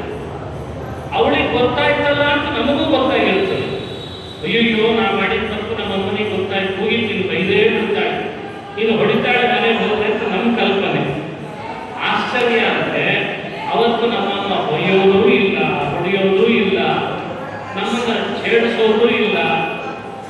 ಅವತ್ತಿನ ದಿವಸವೇ ಭಗವಂತ ನಾವು ಆ ಬಗ್ಗೆ ವಿಪರೀತ ತಿಳ್ಕೊಂಡು ಹೊಡಿತಾಳಿದ್ರು ಅಂದಾಗ ಏನೂ ಮಾಡಲ್ಲ, ಎಲ್ಲ ನಡೀತದೆ, ಏನೂ ಮಾಡಲ್ಲ. ಯಾಕೆ ಮಾಡಲ್ಲ? ಅಮ್ಮನಿಗೆ ಗೊತ್ತು, ಇನ್ನೆಲ್ಲ ನಾಳೆ ನನ್ನ ಮಗು ತಿಳ್ಕೊಳ್ತದೆ ಅಂತ ಅಮ್ಮನಿಗೆ ಗೊತ್ತು. ನಮ್ಮಮ್ಮನಿಗೆ ಇಷ್ಟು ಪರ್ಯಂತ ತಿಳುವಳಿಕೆ ಇದೆ ನಮ್ಮ ಬಗ್ಗೆ ಅಂದ್ರೆ, ನಿಮ್ಮೆಲ್ಲರನ್ನ ಸೃಷ್ಟಿಸಿದ ಭಗವಂತ ನಾವು ಮಾಡುವ ತಪ್ಪುಗಳನ್ನ ತಾನು ತಿಳಿದುಕೊಂಡು ಶಿಕ್ಷೆ ಯಾವಾಗಲೂ ವಿಧಿಸುವಂತಹ ಚಾಳಿ ದೇವರಲ್ಲ. ಯಾಕೆ ಅಂದ್ರೆ ಇಂದಲ್ಲ ನಾಳೆ ಆ ತಪ್ಪನ್ನು ತಿದ್ದುಕೊಳ್ತಾನೆ ಎನ್ನುವ ತಾಯಿ ಕರಳಿದೆಯಲ್ಲ, ಅದೇ ಭಗವಂತ. ಈ ತಿಳುವಳಿಕೆ ಮೂಡಿಸ್ಲಿಕ್ಕೆ ಬಂದಿರುವುದು ಶ್ರೀಮದ್ ಭಾಗವತ. ಒಂದು ವೇದ ಮಂತ್ರ ಈ ಮಹಿಮೆಯನ್ನು ಹೇಳ್ತದೆ. ಯೋನ ಪಿತಾ ಜನಿತ ಯೋ ವಿಧಾತ ವೇದ ಭುವನಾನಿ ವಿಶ್ವಾ ಯೋ ದೇವಾನಾಮದ ಏಕ ಏವ ತಂ ಸಂಪ್ರಜ್ಞಂ ಭುವನಾಯಂತ್ಯನ್ಯಾತ್.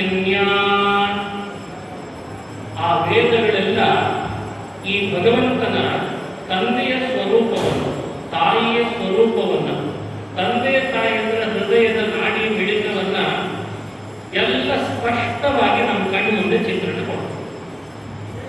ಆ ರೀತಿ ಶ್ರೀಮದ್ ಭಾಗವತದಲ್ಲಿ ಬರುವ ಮಾತುಗಳು, ವೇದದಲ್ಲಿ ಹೇಳಿದ್ದೆಲ್ಲ ತಾಯಿಯ ಹೃದಯವನ್ನೇ ಇಲ್ಲೂ ಕೂಡ ಬಿಡಿಸಿ ಬಿಡಿಸಿ ತಿಳಿಸ್ತಾ ಬರ್ತದೆ. ಹಾಗಾದ್ರೆ ನಾವು ನಮ್ಮ ತಾಯಿಗೆ ಪ್ರೀತಿ ಆಗುವಾಗ ಹೇಗೆ ನಡ್ಕೊಳ್ಬೇಕೋ ಹಾಗೆ ಭಗವಂತನಿಗೆ ಪ್ರೀತಿ ಆಗುವಾಗ ನಡ್ಕೊಳ್ಬೇಕು. ಈಗೇನಿದ್ದೇವೆ ಅದರಲ್ಲಿ ತಿದ್ದುಪಡಿ ತರ್ಕೊಳ್ಬೇಕೋ ಬೇಡವೋ, ಅಥವಾ ನಾವು ಇರೋದೇ ಸರಿ ಇದ್ದೇವಾ, ಅಥವಾ ಇನ್ನೊಂದು ಸ್ವಲ್ಪ ಸುಧಾರಿಸ್ಲಿಕ್ಕೆ ಬರ್ತದೆ, ಸುಧಾರಿಸ್ಲಿಕ್ಕೆ ಬರಲ್ಲ ಅಂತ ಏನಿಲ್ಲ, ಇನ್ನೊಂದು ಸ್ವಲ್ಪ ಸುಧಾರಿಸ್ಕೊಳ್ಬೋದ ನಮ್ಮನ್ನ. ಅದರಲ್ಲಿ ಯಾವ ವಿಷಯದಲ್ಲಿ ಸುಧಾರಣೆ ಆಗಬೇಕಾದ ಅನಿವಾರ್ಯತೆ ಇದೆ ನೋಡಿ. ಒಂದು ದೇಶ, ಆ ದೇಶ ಎರಡು ಇನ್ನೊಂದು ದೇಶದ ಜೊತೆ ಹೋರಾಡ್ತದೆ ಅಂದ್ರೆ ನಾವು ನೀವು ನಿರೀಕ್ಷೆ ಏನ್ ಮಾಡ್ತೇವೆ? ಯಾಕಾದ್ರೂ ಹೋರಾಡ್ತಾರೋ, ಮಾತಿನಲ್ಲಿ ಬಗೆಹರಿಸ್ಕೊಂಡು ಸುಮ್ಮನೆ ತಣ್ಣಗಿರಬಾರ್ದ? ಎಷ್ಟು ನಮ್ಮ ಮನೆಯಲ್ಲಾಗೋ ಹೋರಾಟದ ಬಗ್ಗೆ ಆ ಯೋಚನೆ ನಮಗಿರಲ್ಲ. ನಮ್ಮ ಮನೆಯಲ್ಲಿ ಹೀಗೆ ಒಂದು ಜಗಳ ಆಡ್ತಿರ್ತೇವೆ, ಆವಾಗ ಮತ್ತೊಬ್ಬರು ನಮ್ಮ ಬಗ್ಗೆ ಅದನ್ನೇ ಮಾತಾಡ್ತಾರೆ. ಯಾಕೆ ಜಗಳ ಆಡ್ತಾರೋ, ಮಾತಾಡಿ ಬಗೆಹರಿಸ್ಕೋಬಾರ್ದ? ಇಲ್ಲಿ ಈ ಕಾಮನ್ ಸೆನ್ಸ್ ಬಳಸುವ ನಮಗೆ ಭಗವಂತನೂ ಕೂಡ ಈ ಭೂಮಿಯಲ್ಲಿ ಸೃಷ್ಟಿಗೆ ತರುವಾಗಲೇನೆ ನಮ್ಮನ್ನು ನೋಡಿ ಇದನ್ನು ನಿರೀಕ್ಷೆ ಮಾಡ್ತಿರ್ತಾನೆ. ಏನ್ ನಿರೀಕ್ಷೆ ಮಾಡ್ತಿದ್ದಾನೆ ಅಂದ್ರೆ, ಎಷ್ಟು ಸ್ವಾರ್ಥ ಮೆರೀತಿದ್ದಾನೆ, ಸ್ವಲ್ಪ 4 ಜನರಿಗೆ ಕೊಟ್ಟು ತಿನ್ನಬಾರ್ದ?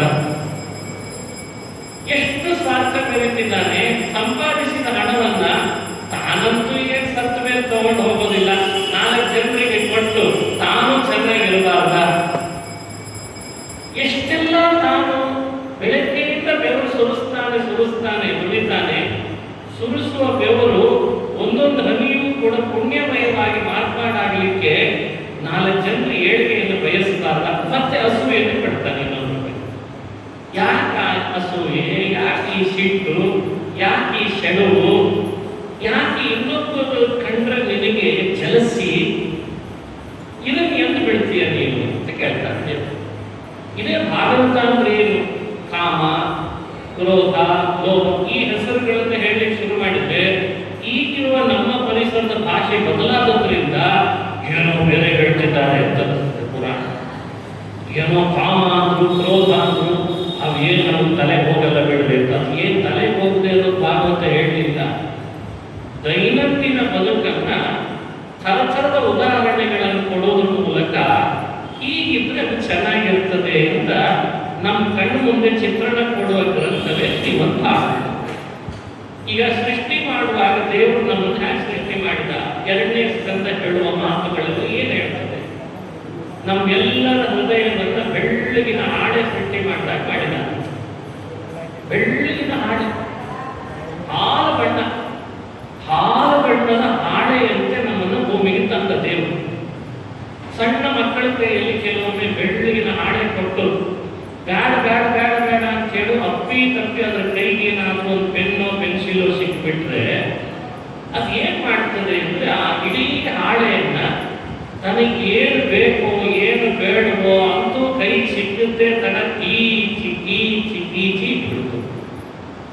ಭಗವಂತ ಸೃಷ್ಟಿ ಮಾಡಿದಾಗಿಂದ ನಮ್ಮನ್ನ ನಿರೀಕ್ಷೆ ಮಾಡ್ತಾ ಇದ್ದಾನೆ. ಏನು ಅಂದ್ರೆ ಒಂದು ಬೆಳ್ಳಗಿನ ಹಾಳೆ ಕೊಟ್ಟು ಸೃಷ್ಟಿ ಮಾಡಿದ್ದೀನಿ ಇವನ್ನ. ನೋಡಿದ್ರೆ ನೋಡಿದ್ರೆ ತನ್ನ ಕೈಗೆ ಸಿಕ್ಕಂತ ಒಂದು ಸಣ್ಣ ಪೆನ್ನು, ಸಣ್ಣದು, ಅದು ಬಹಳ ದೊಡ್ಡದಲ್ಲದು, ಪೆನ್ಸಿಲ್ ಪೆನ್ನು, ಅದು ಎಂಥ ಸಣ್ಣದಿದೆ ಅಂದ್ರೆ ಏನೇನು ಕೆಲಸಕ್ಕೆ ಬಾರದಷ್ಟು ಸಣ್ಣದಿದೆ. ಅದು ಲೆಡ್ ಮುರಿದೋಗ್ತದೆ. ಅದೇ ಅಹಂಕಾರ ಅನ್ನೋ ಪೆನ್ನು.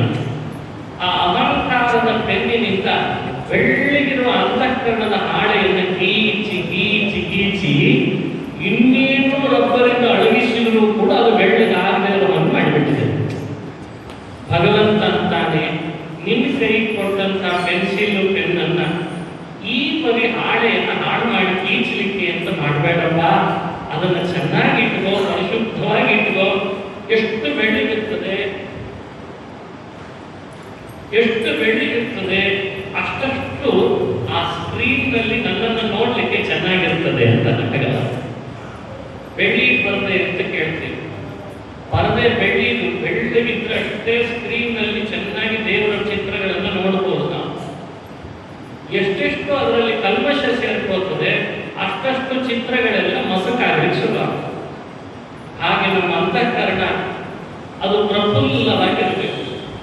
ಹೃದಯ ಪ್ರಫುಲ್ಲವಾಗಿರ್ಬೇಕಾದ್ರೆ ಏನ್ ಮಾಡಬೇಕು? ಏನ್ ನೋಡ್ತೇವೆ, ಏನ್ ಕೇಳ್ತೇವೆ, ಯಾರ ಜೊತೆ ಹರಟೆ ಹೊಡಿತೇವೆ, ಯಾವ ವಿಷಯದ ಬಗ್ಗೆ ಮಾತಾಡ್ತೇವೆ, ಯಾವ ಊರಿನ ಪರಿಸರದಲ್ಲಿ ಸುದ್ದಿ ಬರ್ತೇವೆ, ಅವುಗಳನ್ನೆಲ್ಲ ವಿಶೇಷವಾಗಿ ಅಬ್ಸರ್ವ್ ಮಾಡಬೇಕು. ಆವಾಗ ಯಾವೆಲ್ಲ ನಮ್ಮ ಮನಸ್ಸಿನ ಮೇಲೆ ವಿಪರೀತ ಪರಿಣಾಮ ಕೊಡುತ್ತದೋ ಅದನ್ನು ದೂರ ಮಾಡ್ತಾ ಹೋಗ್ಬೇಕು. ಪುರಾಣ ಹಾಕುವ ವಿಶೇಷ ಪದ್ಧತಿ ಇದೆ ನಮಗೆಲ್ಲ. ಸರಿಪ್ಪ, ನೀನು ಮಾಡೋದ್ರಿಂದ ನಿಮ್ಮ ಮನಸ್ಸಿಗೆ ಹಿಂಸೆ ಆಗ್ತದೆ, ದೂರ ಇಟ್ಬಿಡು ಅಂತ. ನೀ ದೂರ ಇರು, ಆದರೆ ನೀನು ಅಬ್ಸರ್ವೇಷನ್ ನಲ್ಲಿ ಇರು. ಚೆನ್ನಾಗಿದೆ ನಿನ್ನ ಮನಸ್ಸನ್ನ, ಎಷ್ಟು ಚೆನ್ನಾಗಿರ್ತದೆ. ಬಹಳ ಅಗಲವಾದ ಆಕಾಶ, ನೀಳವಾಗಿದೆ, ಸ್ವಚ್ಛವಾಗಿದೆ. ಕಣ್ಣರಳಿಸಿ ನೋಡು, ನಿನ್ನ ಮನಸ್ಸು ಸ್ವಚ್ಛ ಆಗ್ತದೆ. ಯಾಕೆ? ಅದು ಆಕಾಶ ಆಗಿದೆ. ಎಷ್ಟು ವಿಶಾಲ, ಎಷ್ಟು ನೀಲ, ಎಷ್ಟು ಸ್ವಚ್ಛ ಆಕಾಶ ನೋಡು. ನಿನ್ನ ಹೃದಯ ಅಷ್ಟು ಸ್ವಚ್ಛ ಆಗಲಿ ಅಂತ ಬಯಸಿ. ಅಷ್ಟು ಸ್ವಚ್ಛ ಆಗಬೇಕು, ಆಕಾಶದಷ್ಟು ಸ್ವಚ್ಛ ಇರಬೇಕು.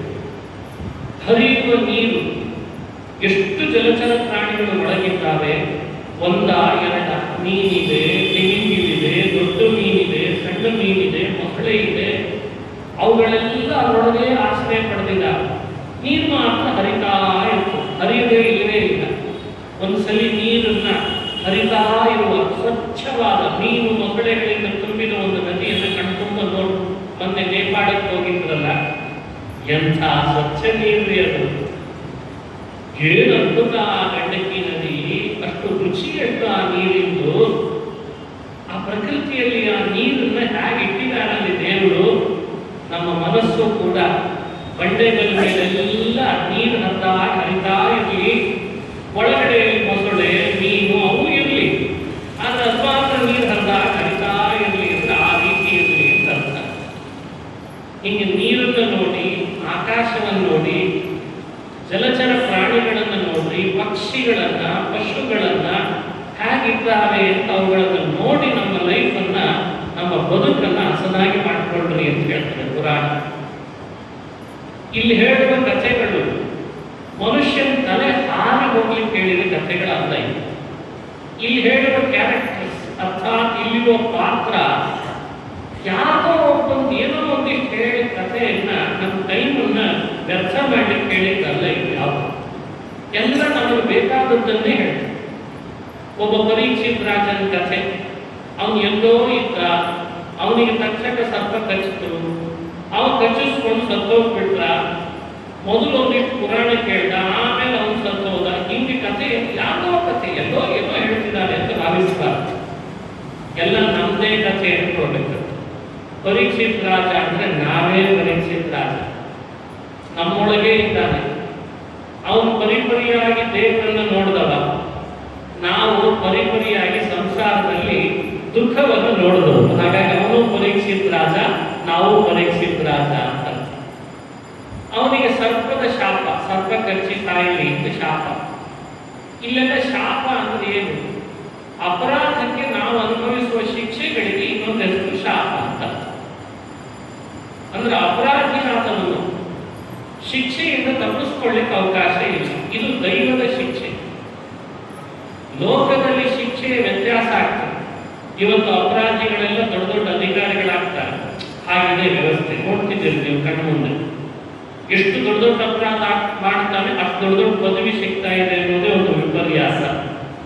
ಸಣ್ಣ ಅಪರಾಧ ಮಾಡಿದ್ರೆ ಪದವಿ ಸಿಗ್ತಾ ಇದೆ. ಇವಾಗ ದೊಡ್ಡ ಅಪರಾಧ ಮಾಡಿದ್ದಾನೆ, ವಿದೇಶದಲ್ಲಿ ಹೂಡಿಕೆ ಮಾಡಿದ್ದಾನೆ ಅಂದ್ರೆ ಇಲ್ಲಿ ಮಿನಿಸ್ಟರ್ ಆಗಿದ್ದಾನೆ ಅಂತ,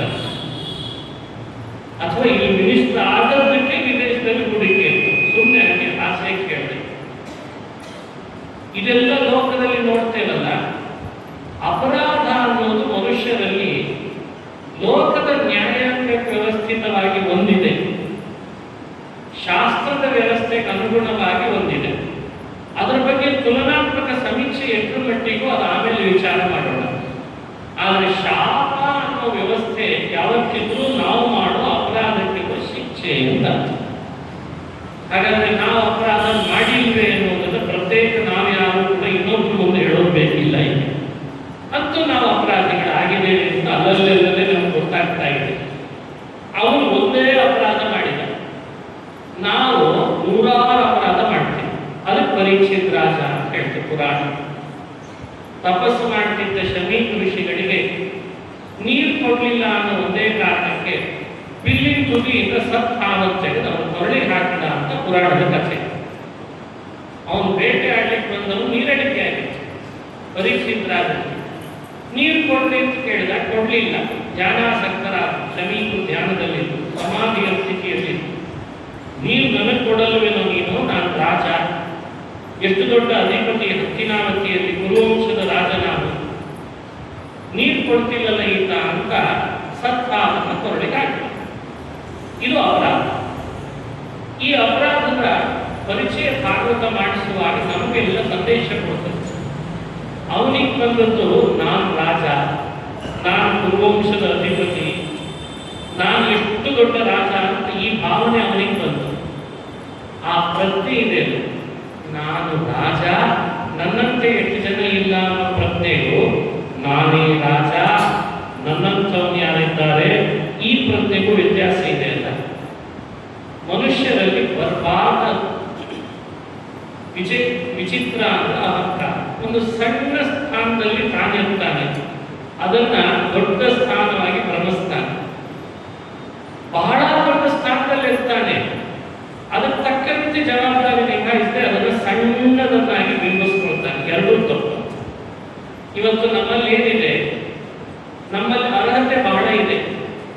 ಇಲ್ಲಿ ಬಂದಂತಹ ನಿಮ್ಮಲ್ಲಿ, ನಿಮ್ಮ ಜೊತೆಗಿರುವ ನನ್ನಲ್ಲಿ ದೇವರು ಬಹಳ ದೊಡ್ಡ ಅರ್ಹತೆಯನ್ನು ಕೊಟ್ಟಿರ್ತಾನೆ ನಮಗೆ.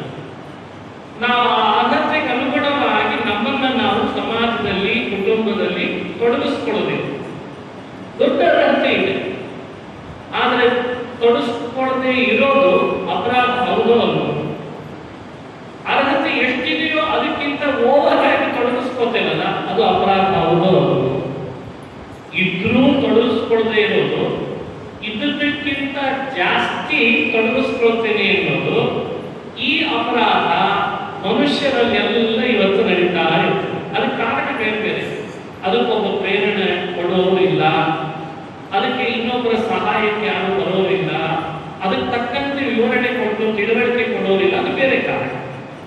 ಆದರೆ ಭಾಗವತ ಹೇಳಿ ಕೊಟ್ಟದ್ದೇನು ಅಂದ್ರೆ, ನಮ್ಮ ಅರ್ಹತೆಗೆ ಅನುಗುಣವಾಗಿ ನಾವು ಮಾಡಲೇಬೇಕಾದ ಕರ್ತವ್ಯವನ್ನು ಮಾಡದೇ ಇರೋದು, ಮಾಡಲೇಬೇಕಾದದ್ದನ್ನು ಬಿಡೋದು, ಮಾಡಬಾರದದ್ದನ್ನು ಮಾಡೋದು, ಇದು ಅಪರಾಧ ಅಂತ ಪರಿಗಣಿಸಿ ಹೇಳ್ತಾ ಇದ್ದಾರೆ. ಇದು ಭಾಗವತದಲ್ಲಿ ಪರೀಕ್ಷಿತನ ಕಥೆ ಹೇಳಿ ತೋರಿಸಿದ್ದಿದೆ. ಅರೆ, ನಿನಗೆ ಶಕ್ತಿ ಇದೆ, ನೀನೊಬ್ಬ ರಾಜ, ನಿನ್ನ ಕೈ ಕೆಳಗೆ ಪ್ರಜೆಗಳಿರ್ತಾರೆ, ನೀನೇ ಅವರಿಗೆಲ್ಲರಿಗೂ ಸ್ಫೂರ್ತಿ ಆಗಬೇಕು. ನಿನ್ನಂಥವನೇ ಹೋಗಿ ಧ್ಯಾನ ಮಾಡ್ತಾ ಇರೋರಿಗೆ ಸತ್ತ ಹಾಕ್ಬಿಟ್ರೆ ಉಳಿದವರೆಲ್ಲ ನಿನ್ನ ಕಥೆ ಕೇಳಿ ನಿನ್ನನ್ನು ಏನು ಕಲಿಬೇಕು? ಅವರೆಲ್ಲ ಯೋಚಿಸ್ಬೇಕಾಗಿದೆ. ನಾವು ನಮ್ಮ ಲೈಫನ್ನು ಹ್ಯಾಕ್ ಬೆಳಿಬೇಕು? ನಮ್ಮನ್ನು ನೋಡಿ ಇದ್ರೆ ಹೀಗಿರ್ಬೇಕಪ್ಪ ಅಂತ ನಾವಿರಬೇಕು. ಅದು ಬಿಟ್ಬಿಟ್ಟು ನಮ್ಮನ್ನು ನೋಡಿ ಇದ್ರೆ ಹೀಗಿರಬಾರ್ದಪ್ಪ ಅಂತ ನಮಗಾಯ್ತು. ಇದೇ ಪರೀಕ್ಷಿತನ ಕಥೆ ಹೇಳಿ ನಮ್ಗೆ ತಿಳುವಳಿಕೆ ಕೊಡ್ತಾ ಇದೆ. ಇದರಲ್ಲಿ ಹೆಣ್ಣಾದ್ರೆ ಏನು, ಗಂಡಾದ್ರೆ ಯಾರಾದ್ರೆ ನಿನ್ನನ್ನು ನೀನು ಹೇಗಿರ್ಬೇಕು ಅಂತ ನೀನು ಸರಿ ಮಾಡ್ಕೋ. ಇದ್ರೆ ಹೀಗಿರ್ಬೇಕು ಅಂತ ನೀನೇ ಯೋಚನೆ ಮಾಡು. ಇದಕ್ಕೇನೋ ಸಂಬಂಧಗಳನ್ನ, ಶ್ರೀಮಂತಿಕೆಯನ್ನ ಅಥವಾ ಇನ್ನೇನೋ ಅಪಕೀರ್ತಿಯನ್ನ ಎಲ್ಲೋ ಬಂದು ಸೇರಿಸಬಾರ್ದು. ಪರೀಕ್ಷಿತನ ಕಥೆ ಹೇಳಿ ನಮಗೆ ಆ ಸಂದೇಶವನ್ನು ಕೊಡ್ತದೆ. ಅದಕ್ಕೆ ಶಾಪ ಕೊಟ್ಟದ್ದು ಶಿಕ್ಷೆಯ ರೂಪದಲ್ಲಿ ಸೇರ್ತದೆ.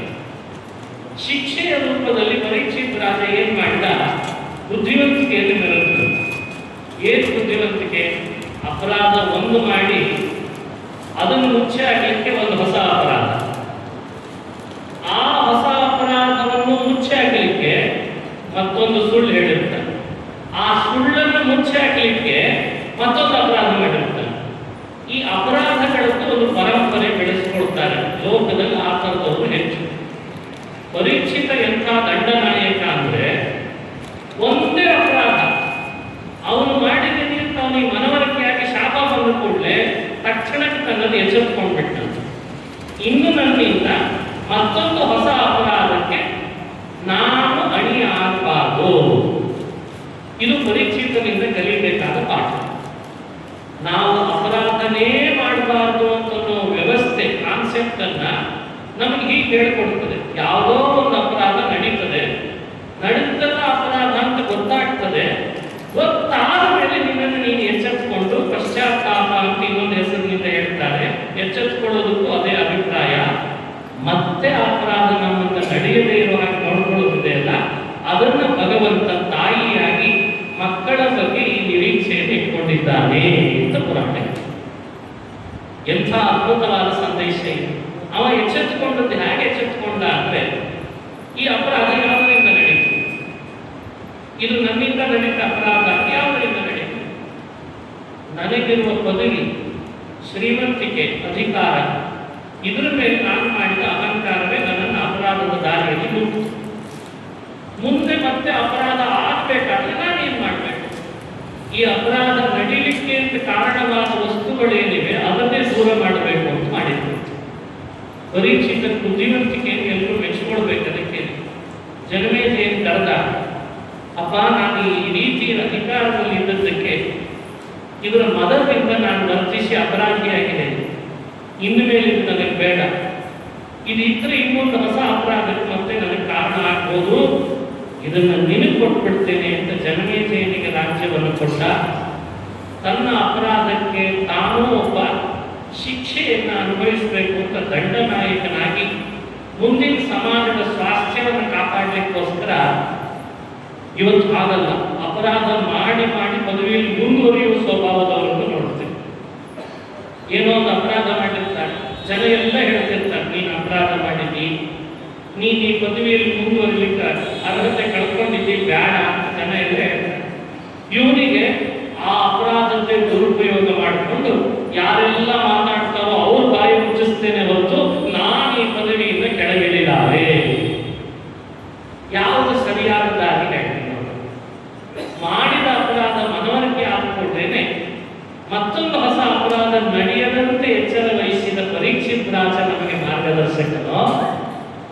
ಇನ್ನೂ ಅಪರಾಧ ಮುಂದುವರಿಸಿ ಯಾರ್ಯಾರು ಅದರ ಬಗ್ಗೆ ಮಾತಾಡ್ತಾರೆ, ಮಾತುಗಳನ್ನು ಎತ್ತುತ್ತಾರೆ, ಅವ್ರ ಬಾಯಿಯೆಲ್ಲ ಮುಗಿಸಿ ನಾನು ತಪಸ್ವಿ, ನಾನು ದೊಡ್ಡ ವ್ಯಕ್ತಿ, ನಿಮ್ಮನ್ನೆಲ್ಲ ಉದ್ಧಾರ ಮಾಡ್ತೇನೆ, ಸಮಾಜವನ್ನು ನನ್ನ ಕೈಯಲ್ಲಿ ಇಟ್ಕೊಳ್ತೇನೆ, ಈ ಥರದ ವ್ಯಕ್ತಿಗಳು ಮಾರ್ಗದರ್ಶಕರು. ಇದನ್ನು ಆಲೋಚಿಸಬೇಕು ಮನುಷ್ಯ. ಎಂಥ ದಂಡನಾಯಕ ಪರೀಕ್ಷಿತ್ ರಾಜ. ಅದಕ್ಕೆ ವೇದವ್ಯಾಸರು ಈ ಪರೀಕ್ಷಿತ್ ರಾಜನ ಕಥೆಯನ್ನೇ ಭಾಗವತದ ಪ್ರಾರಂಭದಲ್ಲಿ ಯಾಕೆ ಹೇಳಿದ್ರು ಅಂತಂದ್ರೆ ಈಗ ಅರ್ಥ. ಅವನು ದಂಡನಾಯಕನಾದ ಸ್ಥಾನದಲ್ಲಿದ್ದು ತನಗೆ ತಾನು ಅಪರಾಧಕ್ಕೆ ದಂಡ ಹಾಕೊಂಡಾದ್ರಿಂದ ಇಂಥ ರಾಜ ನನ್ನ ಭಾಗವತದ ಮೊದಲನೇ ನಾಯಕ ಅಂತ ವೇದವ್ಯಾಸ ಜಗತ್ತಿಗೆ ಪರಿಚಯಿಸಿದರು. ಸಮಾಜದ ಸ್ವಾಸ್ಥ್ಯ ಹಾಳು ಮಾಡುವವರನ್ನ ನಾಯಕರನ್ನಾಗಿ ಬಿಂಬಿಸಬಾರ್ದು. ನಾಯಕನೂ ತಪ್ಪು ಮಾಡಬಲ್ಲ, ಆದರೆ ನಾಯಕ ತಪ್ಪು ಮಾಡಿದ ಮೇಲೆ ತಿದ್ದುಕೊಳ್ಳುವ ದಾರಿ ಏನಿರ್ತದೆ ಅದು ಬಹಳ ಮುಖ್ಯ. ಈಗ ಹಾಗಲ್ಲ, ತಪ್ಪಿತಸ್ಥರನ್ನೇ ನಾಯಕರನ್ನಾಗಿ ಆರಿಸ್ತೇವಲ್ಲ, ಇದು ದುರುಂಟು. ಈಗ ಅವನು ತಪ್ಪು ಮಾಡಿದಾನೆ ಅಂತ ಗೊತ್ತಾದ್ರೆ ಮುಂದಿನ ಸಲ ಟಿಕೆಟ್ ಅವನಿಗೆ ಕೊಡಬೇಕು ಅಂತ ಈಗ ನಿಯಮ ಅಘೋಷಿತವಾಗಿ ಮಾಡಿದ್ದೀವಿ. ಬರೀ ಟಿಕೆಟಿನ ಬಗ್ಗೆ ಅಷ್ಟೇ ಅಲ್ಲ, ನಿಮ್ಮೆಲ್ಲರ ಮನೆಯ ಬಗ್ಗೆಯೂ ಅದೇ ಸಮಸ್ಯೆ. ಹೀಗಾಗಿ ನಮ್ಮ ಅರ್ಹತೆಯನ್ನು ಅನುಸಂಧಾನಕ್ಕೆ ತರಬೇಕು. ನಮ್ಮ ಜವಾಬ್ದಾರಿ ನಮ್ಗೆ ಯಾವಾಗಲೂ ಮನಸ್ಸಿನಲ್ಲಿ ನೆನಪಿರಬೇಕು. ನಾವು ದೇವರು ನಮ್ಮನ್ನು ಯಾಕೆ ಭೂಮಿಗೆ ಕಳಿಸಿದಾನೆ ಅನ್ನೋ ಆಲೋಚನೆ ನಮಗಿರಬೇಕು. ನಮ್ಮಿಂದ ಕೈ ಮೀರಿ ಯಾವುದೋ ಒಂದು ಅಪರಾಧ ನಡೆದಿದೆ ಅಂದರೆ ಮತ್ತೆ ಅಪರಾಧ ನಡೆಯದೇ ಇರುವ ಹಾಗೆ ನಾವು ಎಚ್ಚರ ವಹಿಸಬೇಕು. ಇದೆಲ್ಲ ಪರೀಕ್ಷಿತನ ಕಥೆಯಿಂದ ಸಮಾಜ ಹಾಗೂ ಕುಟುಂಬ ಹಾಗೂ ಆಧ್ಯಾತ್ಮ ಈ ಎಲ್ಲದರ ಸ್ವಾಸ್ಥ್ಯವನ್ನು ಹೇಗೆ ಕಾಪಾಡಬೇಕು ಅಂತಂದ್ರೆ ಈ ಸಂದೇಶವನ್ನು ಭಾಗವತ ಕೊಡ್ತದೆ. ಎಂಥ ಬುದ್ಧಿವಂತ ಪರೀಕ್ಷಿತ ರಾಜ ಅಂದ್ರೆ ಜನ್ಮೇಜಯನಿಗೆಲ್ಲ ಪಟ್ಟ ಒಪ್ಪಿಸಿ ತಾನು ರಾಜನಲ್ಲ ಅಂತ ಅನಿಸಿ ತಾನೇ ದಂಡಕ್ಕೆ ಗುರಿಯಾದೆ ಅಂತ ಏನ್ ಮಾಡ್ಬೇಕು ನನ್ನ ಅಪರಾಧಕ್ಕೆ ಶಾಸ್ತಿ. ಮುಂದಿನವರೆಲ್ಲ ಕೇಳ್ಬೋದು, ದೊಡ್ಡ ರಾಜ ಇದ್ದ ಅಪರಾಧ ಮಾಡಿದ ಏನ್ ಶಾಸ್ತಿ ಮಾಡಿಕೊಂಡ ಅಂತ. ಅವ್ರು ಯಾರು ಕೂಡ ಮತ್ತೆ ನನ್ನ ಬೆರಳು ಮಾಡಬಾರ್ದು. ಉಪವಾಸ ವ್ರತ ಕೈಗೊಂಡು ಉಪವಾಸ ಯಾಕೆ ಮಾಡಿದ? ದೊಡ್ಡವರಿಗೆ ಅಪರಾಧ ಮಾಡಿಬಿಟ್ಟೆ, ಸತ್ಸಾಪ ಹಾಕ್ಬಿಟ್ಟೆ, ಜ್ಞಾನಿಗಳನ್ನು ದ್ರೋಹ ಮಾಡಿದೆ ಅಂತ ಪಶ್ಚಾತ್ತಾಪ ಆಗಿ ಉಪವಾಸ ಮಾಡಿದ. ಎಲ್ಲಿವರೆಗೂ ಉಪವಾಸ? ಸಾಯಲಿಕ್ಕೆ 7 ದಿವಸ ಇದೆ, 7 ದಿನ ಉಪವಾಸ ಅಂತಷ್ಟೇ. ಈಗೇನಾಗಿದೆ ಅಂದ್ರೆ ಆ ಪಶ್ಚಾತ್ತಾಪದ ಭಾವನೆ ಇರಲ್ಲ, ಆದರೆ ಭಾಗವತ ಮಾತ್ರ ನಿರಾಹಾರವಾಗಿ ನಡೀತದೆ, ಅದು ವಿಶೇಷ.